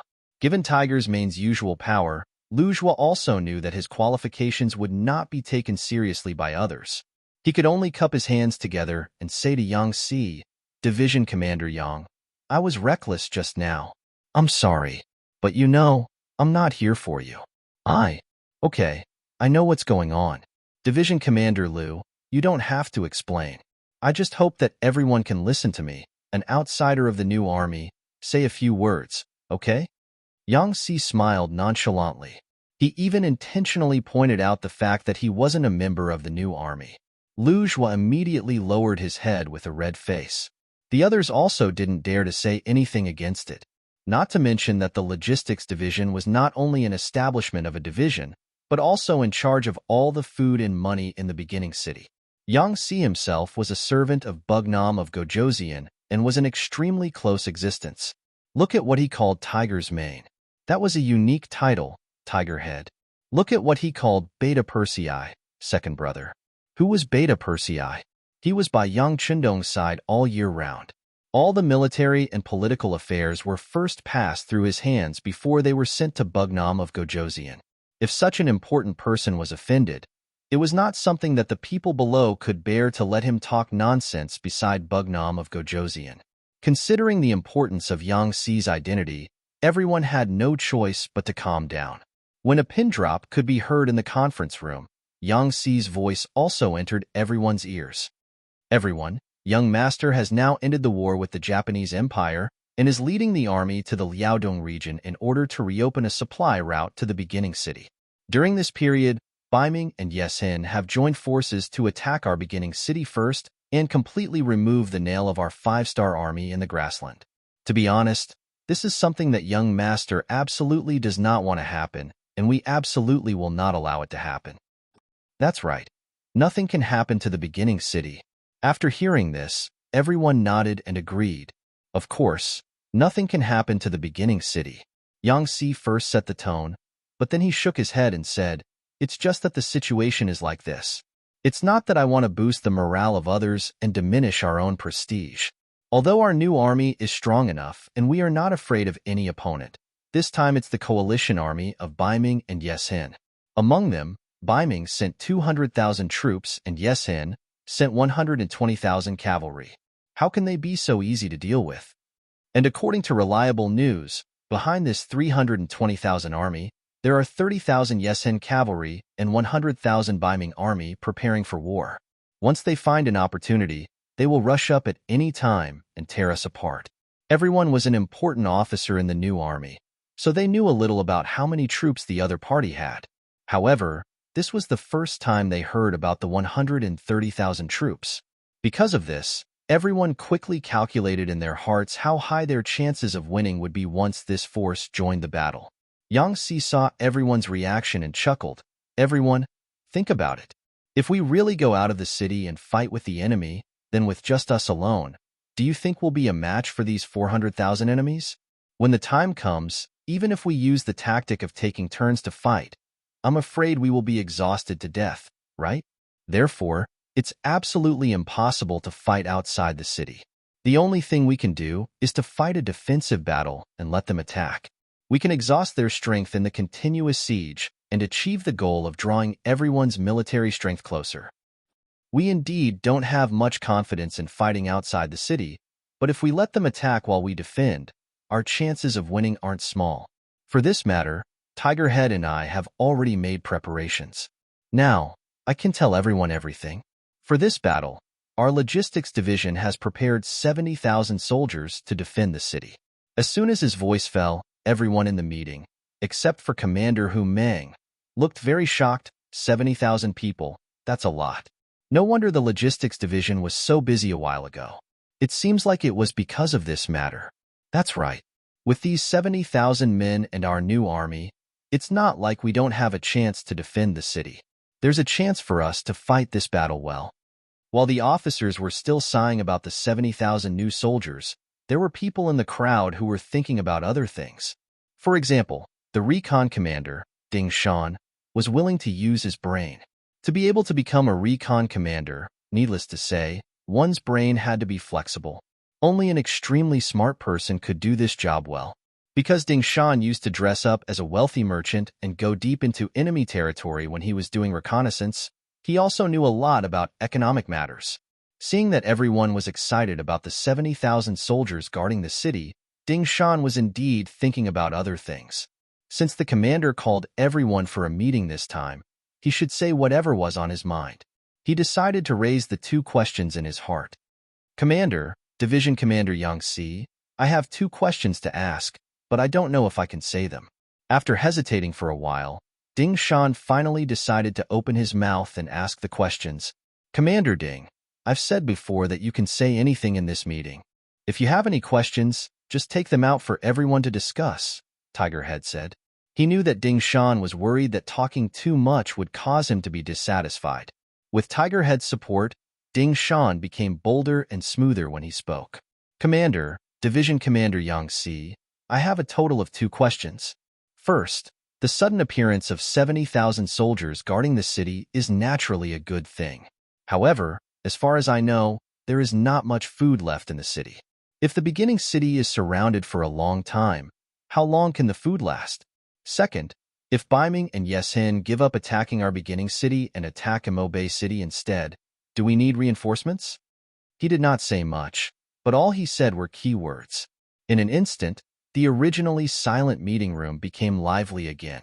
All the officers fell into a discussion again. Among them, some said that there was a problem in Imobe city and that they needed reinforcements.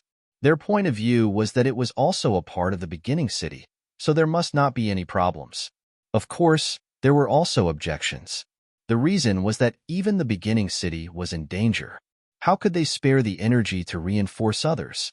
What if the opponent set a trap outside the city? Wouldn't rushing out like this be exactly what they wanted? As for the problem of food, everyone was smart enough not to talk about it. After all, this matter was managed by the commander and the logistics division. Besides, they really did not have a better way to solve the problem. Ming didn't stop the officers from discussing. Some things were just like that. If there was a problem, it wouldn't be good to suppress it. On the contrary, it was not a big deal to let them vent and talk about the matter. After about the time it took for an incense stick to burn, the discussion became softer and softer. Ming then gave Yangxi a look. Yangxi nodded in understanding. Then, he coughed softly and said, "Everyone. I want to say that everyone's worries are unnecessary. Regarding the problem of Imobe City, the young master specially sent a telegram. We don't need to care about the matters there. Even if we see the Ming army or Yeshin's cavalry heading there, we don't need to care. This time, what we need to do is to nail the beginning city like a nail and ensure that the city is not lost. Therefore, everyone doesn't need to think about this problem. Instead, we need to discuss the matter of food with everyone." Since Yangxi said that the young master had said so, everyone really did not need to worry. After all, no matter how powerful they could not be more powerful than Yang Chendong. Therefore, after a moment of surprise, everyone's gaze fell on Yangxi again, and they continued to listen. "Everyone, since last year until now, our beginning city has not had any supplies for 1 year and 4 months. Although last autumn was considered a bumper year, there were still a lot of people who needed to be fed. In addition, the Far Eastern region also needs our food supply, so we did not have a lot of food in stock. Now, it's even more difficult. The enemy has surrounded the beginning city. I'm afraid that we won't be able to get this year's supply. As a result, our food can only last for 3 months at most." As Yangxi spoke, he stretched out 3 fingers. Without waiting for everyone to say anything, he continued, "Remember, the 3 months I said refers to the time when there is no war. Once there is a war, I'm afraid that we won't be able to last for 1.5 months. "What? I'm afraid it's not possible in such a short period of time." When they heard that there was only 1.5 months of food, the faces of the officers became a little ugly.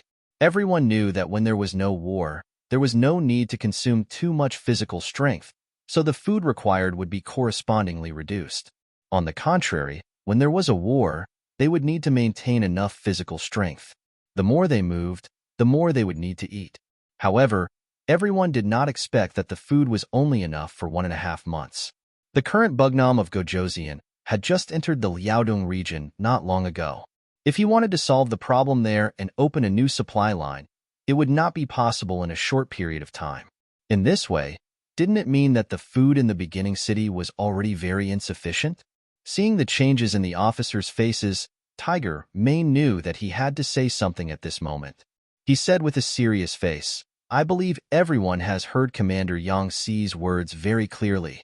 That's right, one of our biggest problems now is food. How to save food has become one of our main tasks in the next step. For this reason, the commander announced that from today onwards until there is no war, the food standard of the soldiers will be reduced by 2/3. In other words, the previous 3 meals a day will now be changed to 1 meal a day. Even if there is a war in the future, the army will at most have 2 meals a day. Everyone needs to make this clear to the soldiers in advance and make some mental preparations in advance. Is there any problem?"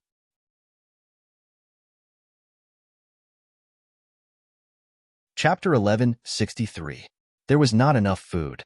This was an objective fact. Reducing the food supply had become a must. There was no room for discussion. At this time, everyone knew that. Who would not understand? However, when they thought about how they would have to starve for a period of time, everyone's expressions inevitably turned a little ugly. The meeting continued. Next, everyone put forward various suggestions on how to defend the city. After more than 2 hours, the meeting was dismissed. After sending everyone away, Tiger's Mane looked at Yang Si, the only one who did not leave, and said, "The next period of time will be very difficult.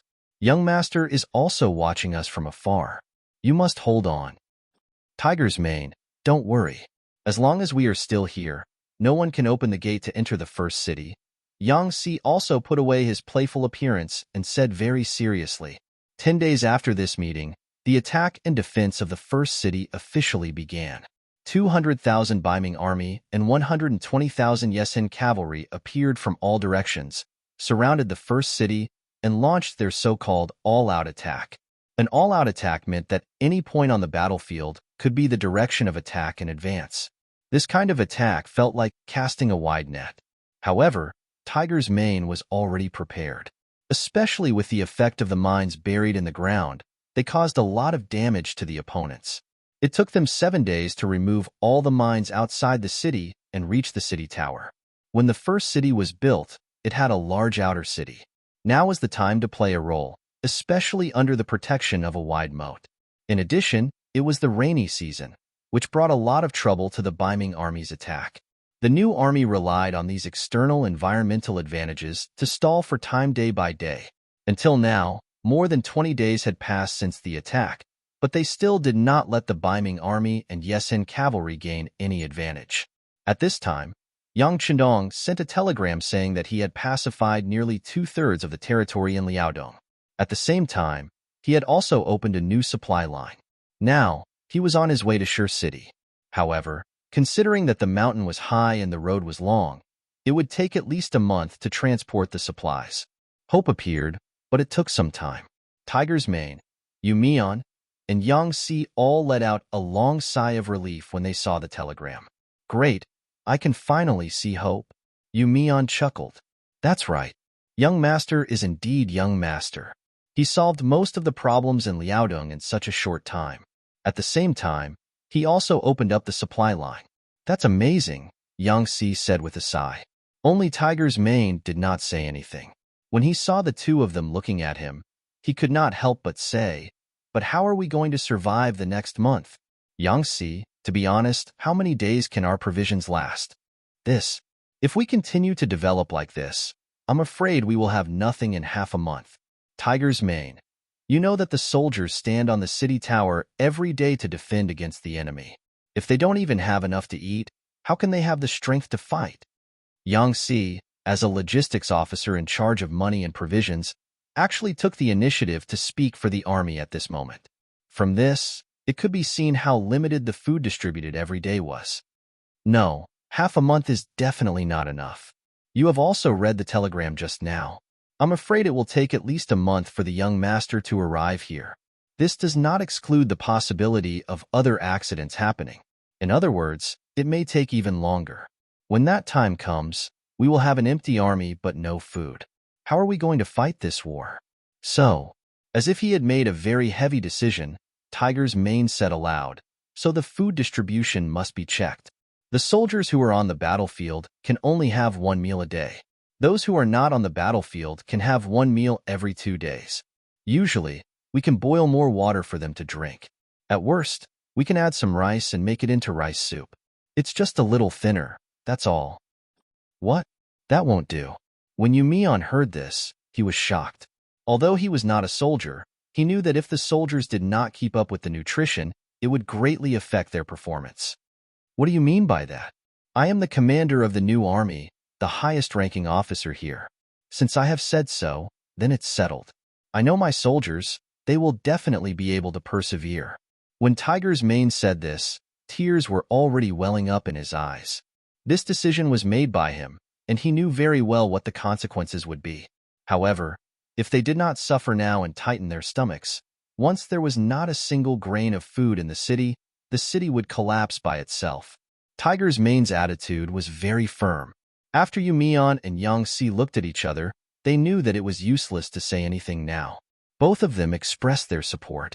Moreover, they promised that the city lord's mansion and the logistics team would start to save food. They would have one meal every 2 days and would mainly drink porridge. The three of them represented the highest administrative organization in the beginning city. Their opinions were unified, and the order was quickly passed down. Naturally, it attracted a lot of complaints. The day's attack and defense battle stopped as the sun set. The soldiers of the 5-star army who had been fighting for the whole day retreated from the city tower. Each of them had a yellow face, and their legs were weak. They originally thought that they could have a full meal, but when they saw that there was only a little rice in the clear water waiting for them, and it was not even rice soup, their faces became even uglier. To be able to become a soldier of the 5-star army, the requirements were very strict. They did not want the old, those who were too young, and those who were weak and sickly. This also caused most of them to be young and middle-aged men. These people were naturally stronger, but at the same time, they also had a large appetite. The food of the 5-star army had always been good, and it was full of meat and fish. Even so, they could usually eat 2 big bowls of rice for a meal.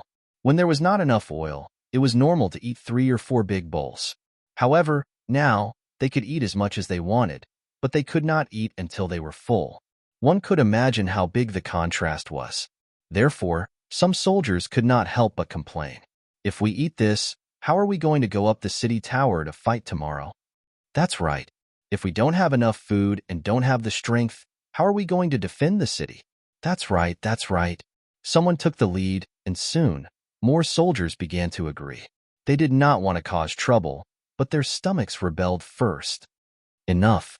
The battalion commander in charge of leading the army had a very serious expression. Don't feel indignant for yourselves. The first city has been surrounded for more than a year. It's already good that there is still food to eat. Although you are working hard and even risking your lives, at least you can still drink rice soup. However, look at the people in the city. They have even forgotten what rice soup tastes like. Now, there is not even a tree in the city. Do you know why? It's because even the bark has been eaten clean by them. With the battalion commander's roar, the soldiers who were complaining stopped talking. This was because they knew that what the battalion commander said was the truth. Not only were all the trees in the city eaten clean, but the people were also the same. Even the high-ranking officials were the same. It was said that the city lord, Yumion, only drank half a bowl of rice soup for 3 days. He usually drank water to allay his hunger. Because of this, he had already fainted once. When the battalion commander saw that the soldiers had stopped talking, he did not continue to reprimand the soldiers. Instead, he said in a sincere tone, "Soldiers, I know that everyone is very hungry. To be honest, I am also hungry. However, I do not complain because I know that it is worth it for us to guard this place. Because of our existence, hundreds of thousands of people in the city can survive. And if we are not here, once the Ming army and Yeshin's troops rush into the first city, at that time, not many of our brothers, sisters, and family members will be able to survive. And for them, even if I die on the city tower, it will be worth it. It will be glorious. Compared to death, it's just hunger. What's there to be afraid of?" The battalion commander's family was in the first city. The reason why he was able to persist until now was more for the sake of his family. After he said this, all the soldiers' complaints disappeared. If there were some of them who still had some opinions in their hearts, but even the officers and the city lord were like this. What else could they say? All right, eat early and rest early. There will be a big battle tomorrow. The deputy battalion commander took the initiative to stand up and smooth things over. A small storm was suppressed just like that. The matter was quickly discovered by the military scouts and reported to the commander, Tiger's Mane. Looking at the report, he sighed and said, "These are our soldiers. What lovely soldiers. With such soldiers, there is no reason why we can't win this battle." Yes, the soldiers are willing to sacrifice their families for the greater good. This spirit is worth learning. The logistics division commander, Yang Si, nodded in agreement. Just learning is not enough. Yang Si, I know you still have some food. Why don't you distribute some? Otherwise, I'm really afraid that the soldiers won't be able to withstand the hunger. As Tiger's Mane spoke, he looked at Yang Si with a yearning gaze. Yang Si was the official in charge of logistics appointed by Yang Chundong. He had so much power that even if he did something wrong, Tiger's Mane did not have the power to punish him at will. With such power, Yang Si did not disappoint Yang Chundong. He managed the logistics in an orderly manner. Especially when it came to money and food, he kept a lot of tricks up his sleeve. Even though there was a severe shortage of food in the city, Yang Si still had a backup plan. He left some food and didn't take it out. For some reason, Tiger's Mane found out about this matter. He wanted to use this food more than once to save the city. Absolutely not. Yang Si knew what Tiger's Mane was talking about. He said in a very decisive and unquestionable tone, "That is the real last life-saving food. It may bring about an extremely important impact and result. It absolutely cannot be used now."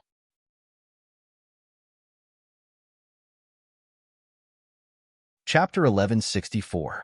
But, seeing that Yang Si refused again, Tiger's Mane wanted to continue persuading him. "Tiger's Mane, we are brothers, but there are some things that I won't listen to you. This is also young master's idea. Of course, if you can persuade young master to send a telegram, I can let you handle the food." Afraid that the rejection would affect the friendship between the two, Yang Si had no choice but to use Yang Chindong's name. Upon hearing this, Tiger's Mane lowered his head. Since it was the young master's idea, he definitely did not dare to question it. "Sigh, well, I hope we can hold on until then." As the war continued day by day, the situation of the shortage of food in the city became more and more serious. Just yesterday, there were more than 100 people in the city who fainted because of hunger. Among them, there were more than 10 officials in the city lord's mansion, and City Lord Yumian was among them. Because Yumian lacked exercise all year round, his physical condition was naturally not as good as Tiger's Mane and the others. However, he fainted twice, which was enough to show how critical the situation in the first city was. Outside the first city, a new day of siege had to end with the sunset. In the big tent, Ming's general tent, the generals were sitting there. The theme of the meeting was to analyze the problem of capturing the first city. As the highest commander in the army, Marquis Wu Qingho, the military commander, Shi Hong, sat at the head of the table. To his left and right sat the great general of Liaoding Iron Cavalry, Fang Dingshan, primary second-grade general, Sun Hong, primary second-grade general, and commander of Wanchuan's Department of Defense, Shi Wanshan, primary second-grade general, as well as their subordinates. Although they were all second-grade generals, there was still a difference in their ranks. For example, Fang Dingshan was sitting on the first seat on the left. As the commander of the Imperial Guards, he originally had the qualifications to be superior. Many times, even Shi Hong could not order and command him. Instead, he had to discuss everything with him. Next was Shaanxi Datong Army General Sun Hong. Originally, the Shaanxi commander-in-chief was him, while the Datong commander-in-chief was Shi Wanshan. But because he was a very good flatterer, when he saw how powerful Fang Dingshan was, he immediately leaned over and gave him money, women, and even buying him 2 residences in the capital. Very quickly, on the grounds that the power of the army should be centralized, and on the grounds that Datong was located in Shaanxi, he was given the position of 2 commander-in-chief. Now, he was naturally the third most important person in the Ming army. The last one was Shi Wanshan, who was also a second-grade official. Speaking of which, Shi Wanshan was really unlucky. After following Yang Chindong and picking up some benefits and victories, he was promoted to Datong commander-in-chief. However, before he could secure his seat, Sun Hong beat him to it, and he returned to his old position of commander-in-chief of all department. Although there was no change in his official rank, his actual authority had decreased by a lot. For this reason, the commanders under him, Ancient River and Qian Shining Wenfeng, had often fought against injustice for him. But with the current situation, what was the point? But even so, Shi Wanshan, as a second-grade general, should have been seated in the 4th position, which was the second seat from the left. But who would have thought that great General Fang Dingshan would place Deputy General Luo Baikuan in this position? So he had no choice but to sit in the second seat from the right, becoming number 5 in the army. If it were a normal person, they would have already lost their cool in the face of such suppression, but Shi Wanshan did not do so. On the contrary, he continued to do what he was supposed to do. making it so that Fang Dingshan could not find a suitable excuse to deal with him. There was no such thing as love or hatred for no reason in this world. The reason for all of this was that when Fang Dingshan first came to the Dadong prefecture, he had hinted that Shi Wanshan, who was still a commander-in-chief at the time, wanted money. To be able to become the commander-in-chief of the imperial bodyguards, Fang Dingshan was not only capable, but more importantly, he was willing to give money. He would try his best to make friends with anyone who could talk to the emperor. Naturally, he would spend a lot of money to establish a good relationship with them. But where would he get this money from? Of course, he had to think of a way to get it. Thus, it fell into the hands of generals like Shi Wanshan who held military power. It was true that Shi Wanshan was the commander of the army, but because of his background, he was different from the other generals of the great Ming dynasty. He knew that he had to treat his soldiers well, because he knew that this was the only way the soldiers would work hard at crucial times. Therefore, the matter of embezzling the soldiers' pay had never occurred in the army under his command. If he did not embezzle the soldiers' pay and only relied on some gray income, where would he have the extra money to give Fang Dingshan? Furthermore, he had also asked around and found out that this person had a huge appetite. Fang Dingshan wanted at least 70% of the military budget and only left 30% for himself. This kind of person was not someone he could satisfy. Since this was the case, it was better not to give him even once. With the limited amount of money, he could give the officials in the capital some favors and say a few words at crucial times. One demanded money and the other did not give it. This was how the enmity appeared. When everyone saw that Fang Dingshan was very unhappy with Shi Wanshan, even Shi Hong, who was the commander-in-chief of the army, began to distance himself from him. Moreover, in the siege of the city these days, the soldiers of the Dadong prefecture had all been used. In the past month, the number of casualties alone had reached 30,000, and there were countless more injured. Because of the lack of provisions, the strength of the five-star army in the first city was constantly declining. The topic of this meeting was to let the soldiers of the Dadong prefecture replace the soldiers of the Dadong prefecture. To put it bluntly, seeing that the opportunity to make a great contribution had arrived, they were ready to snatch the credit. At the beginning of the meeting, Commander-in-Chief Shi Hong made the topic public. He even said to Shi Wanshan with an unfriendly expression, "General Shi, after such a long time, even the outer city of the first city has not been taken down. You have an unshirkable responsibility. After my discussion with the other generals, we have decided to let all of you retreat and have a good rest. You can leave everything to Commander Sun Hong." Why? We have already made great progress, and, seeing that someone was going to take advantage of the situation, the commander of the Dadong prefecture, Ancient River, who had a bad temper, suddenly stood up and said angrily with a red face, "How dare you? How can you speak here?" Fang Dingshan glanced at Ancient River and then snorted at Shi Wanshan. "General Shi, your men are too unruly. You are not fit to be a general." "How can you say that about my—" Ancient River, who was furious, wanted to reprimand him again. However, Shi Wanshan had already stood up and stood in front of him. He bowed to Shi Hong and Fang Dingshan and said, I'm sorry. This bad temper is all because of me. I apologize to both of you on behalf of General Gu. Also, I agree to let the soldiers who are attacking the city retreat for a rest. I also want to thank both of you for your sympathy. One would never slap a smiling person. Shi Wanshan was so humble in front of so many generals. It could be said that he had lost all his face. Since they did not want to be called unreasonable, Shi Hong and Fang Dingshan did not say anything. Instead, they looked at Sun Hong, who was sitting there with a smile, and said, "Commander Sun, I'll leave the rest to you. I hope you can perform well and take down the first city as soon as possible. That would be a great contribution. Don't be like some people who are afraid of death." Well said. I'll leave the rest to Deputy Commander General Tsungguang. I have something to do and need to return to the Dadong prefecture first, Sun Hong replied with a smile. Everyone was very clear about who this sum referred to.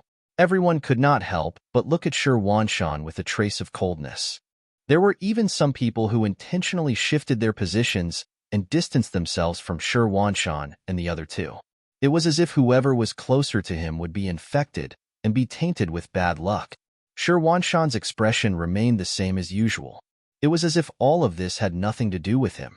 Of course, from his clenched fists, his heart was not as calm and indifferent as he appeared on the surface. After the meeting ended, everyone walked out of the tent in twos and threes. Only Shi Wanshan and the other two were left at the back. There was no other way. Everyone was rushing out of the tent as if they were deliberately provoking them. In this regard, Shi Wanshan suppressed Ancient River and Ning Wenfeng. He waited for everyone to leave the tent before bringing the two of them out. As soon as they came out, they heard Feng Liang's words. "Humph, you're even taking your time to walk. No wonder the soldiers below are all trash." "Who are you talking about?" General Gu He, who had been unable to suppress his anger for a long time, shouted loudly. He lifted his leg and kicked towards the person who spoke. No one thought that Ancient River would actually dare to fight in the main tent. For a moment, all the generals who wanted to leave were stunned. They watched as Ancient River kicked the person who spoke, and then a black shadow flew out.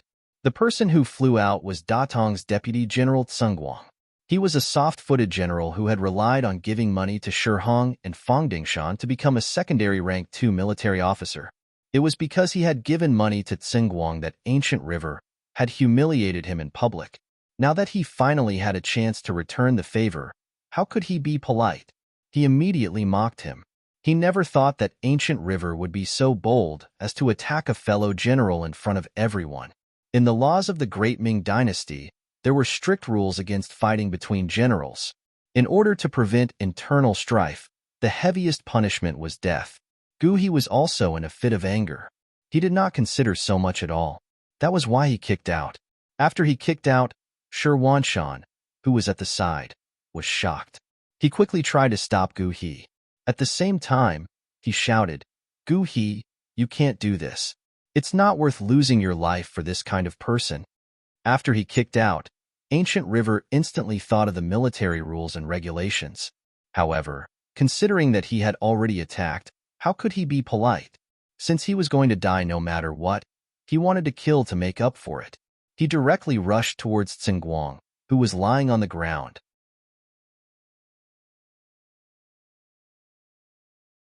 Chapter 1165.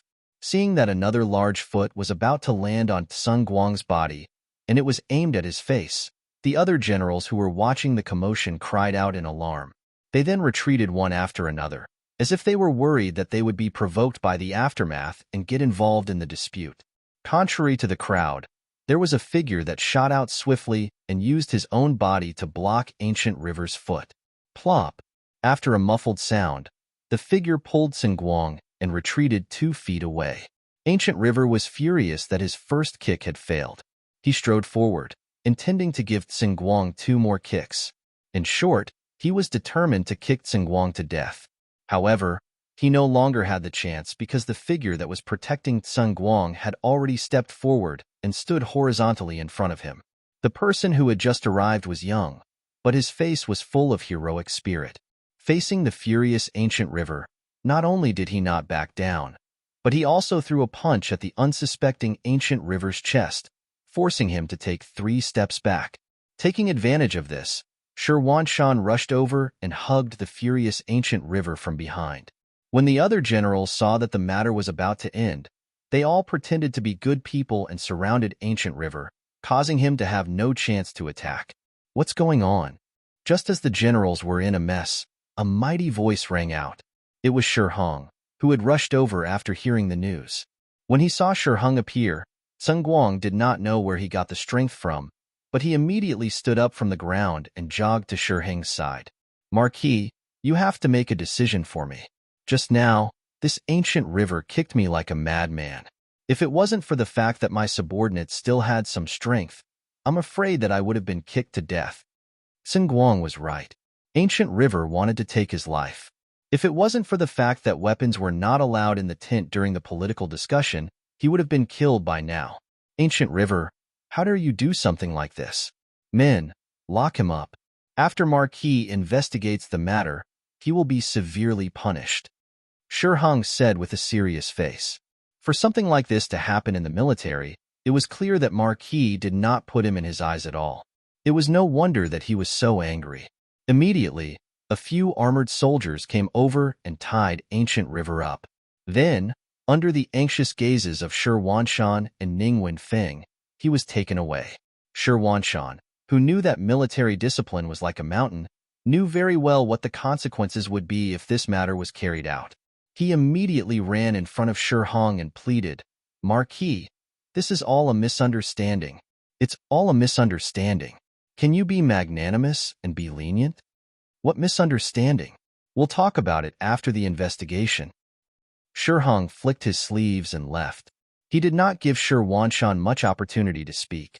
On the other side, Sun Guang had a complacent look on his face. He said to the young general who had saved him, "Su Dei, you did well this time. Yes, there is a position for a captain in the military. I think you are very suitable." "Thank you for the promotion, General." Su Dei hurriedly cupped his hands and bowed his head. However, no one noticed that when he bowed his head, a trace of joy flashed through his eyes. This was because no one knew that Su Dei had long been one of Yang Qindong's men. Even now, Yang Qindong still owed him a female soldier from the 5-star Army's publicity team. Therefore, after everyone left, Su Dei took the 50 taels of silver that Sun Guang had rewarded him and went to a newly built restaurant next to the military camp. No one knew that he had secretly met the restaurant owner, who was a secret agent from the Security Bureau. "Please report to the higher-ups that Ancient River's commanding officer is aware that he might be in danger. General Shi Wanshan and Ning Wenfeng will definitely do their best to rescue him." After relaying the message to the restaurant owner, Su Dei, like many other customers who came here, found a seat and ordered a table full of food and wine. Before he finished eating, the secret agent had already told him about the message that Yang Qindong had personally sent to him. He had to increase his efforts to stop Ancient River's actions, but it would be best if he could ensure that Ancient River didn't die. After Shi Wanshan and Ning Wenfeng hurriedly returned to the large tent, the two of them looked at each other with a bitter expression. "General, with Sun Guang's narrow-minded personality and our bad relationship with Shi Hong, I'm afraid that General Ancient River's fate will be sealed. Fang Ding might even interfere. If that's the case, I'm afraid he won't be able to keep his life." Ning Wenfeng had always been regarded as a strategist by Shi Wanshan. This analysis also showed the calm side of his personality. "You're right. Ancient River was too impulsive this time. It's too difficult to save him now. It seems that we'll have to spend a lot of money." After sitting down, Shi Wanshan revealed a headache expression. Ancient River absolutely couldn't die. Everyone knew that he did this to stand up for himself. If something really happened to him, how could he still have the face to lead the army? However, the price to pay to save this person was unimaginable. There was only one way, and that was to give him money. Shi Wanshan, who was familiar with Shi Hong and Sun Guang, was very clear that in the eyes of these people, there was no problem that couldn't be solved with money. Moreover, Ancient River didn't really kill Sun Guang, so there was still hope for everything. The difficult part was how much money to spend. "Brother Ning, how much money do we have now?" After thinking it over, Shi Wanshan couldn't think of a better way. He could only bleed for money. "General, we just gave 50,000 taels to the officials in the capital a while ago. Right now, we only have less than 10,000 taels." Ning Wenfeng bitterly replied, "Less than 10,000 taels? How can that be?" Shi Wanshan was clearly very dissatisfied with this result. He shook his head as if he had made a great decision. "It doesn't matter. In short, a human life is greater than the heavens. How about this? Use the soldiers' pay." In the past, no matter how difficult the situation was, Shi Wanshan had never touched the interests of the soldiers. But now, he really had no way out. He had no choice. "Use the soldiers' pay this?" Ning Wenfeng replied with great difficulty. He was very clear that if he really did this, what kind of effect would it bring to the two of them? "What this? Didn't we just lose 30,000 men in battle and 15,000 wounded? Didn't the higher-ups just give us a sum of money as compensation? Let's use this first. At least the soldiers who are still alive will be treated well for a long time. This shouldn't be a big problem." Shi Wanshan seemed to have made some kind of decision as he said this. After saying these words, he silently muttered in his heart, "Brothers, I, Shi Wanshan, won't be the first to offend you. However, it doesn't matter. It won't be long before I find a way to fill this hole. I guarantee that after you bleed, your families won't cry with you. Although Ning Wenfeng didn't quite agree with Shi Wanshan's decision, he also knew that there was no better way. He could only sigh and say, "All right, I hope they won't ask for too much." However, sometimes, what one feared would happen. Just when Ning Wenfeng went to find Shi Hong with a glimmer of hope, Shi Heng's nephew, Shi Qing, actually asked for 100,000 taels of silver. He even said that this was already in consideration of Shi Wanshan's recent losses. Otherwise, the price would be at least 50% higher. Originally, Shi Hong had a nephew named Shi Biao. However, because he was too greedy, he ruined the plan and was finally dealt with. Now that he had a new nephew, Shi Qing, he still had a big appetite. This made Ning Wenfeng, who only took 50,000 taels of silver, have no choice but to return resentfully. Soon, Ning Wenfeng returned to the barracks. He looked at Shi Wanshan with a troubled expression. Then, he saw the general's mouth force out a word, "Here." With another 100,000 taels of silver, Ning Wenfeng went to find Shi Qing for the second time. He originally thought that there wouldn't be any problems this time, but unexpectedly, it still didn't work. Shi Qing's expression was not good. First of all, it's not that we don't keep our word. The Marquis can still help you with 100,000 taels of silver. However, now that Song Guang has made a move, and not only him, but General Fang Dingshan has also come to the Marquis about this matter. Now, unless the two of them can shut up, Ancient River's life will be in danger. After all, no one can swallow the humiliation of beating someone in front of so many comrades. Shi Qing's attitude was good. This made Ning Wenfeng unable to vent his anger even if he wanted to. In the end, he could only go back to the barracks to find Shi Wanshan and tell him what he saw. "General, according to Shi Qing's words, the two of them want the same amount. That's a total of 300,000 taels of silver. If General Sun Hong hadn't left the barracks and returned to the Dadong prefecture, I'm afraid he would also ask for it. 300,000 taels of silver? Why don't they just rob us?" Shi Wanshan roared after hearing this. It was no wonder that Shi Wanshan was so angry.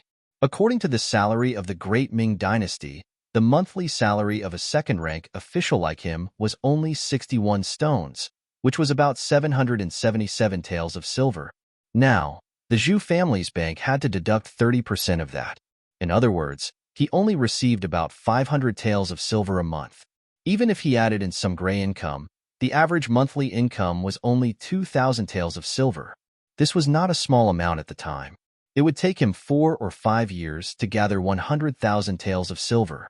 Now, he needed 300,000 taels of silver. Even if he sold himself, he would not be able to gather that much money. Shaking his head, Shi Wanshan fell into distress. Ancient River got such a result because he stood up for him. He absolutely had to save him. However, with such a large expenditure, it was obvious that not only would the pension not be enough, but the soldiers who were still alive would also be affected. Not only this month, but also next month, and the following month's salary would be deducted a lot. He didn't know what kind of consequences this would lead to. If there was any other way, he would definitely not agree. But there was no better way. You're tuning into the Warrior Lore YouTube channel. Don't forget to subscribe and join us on this journey to catch the most captivating stories.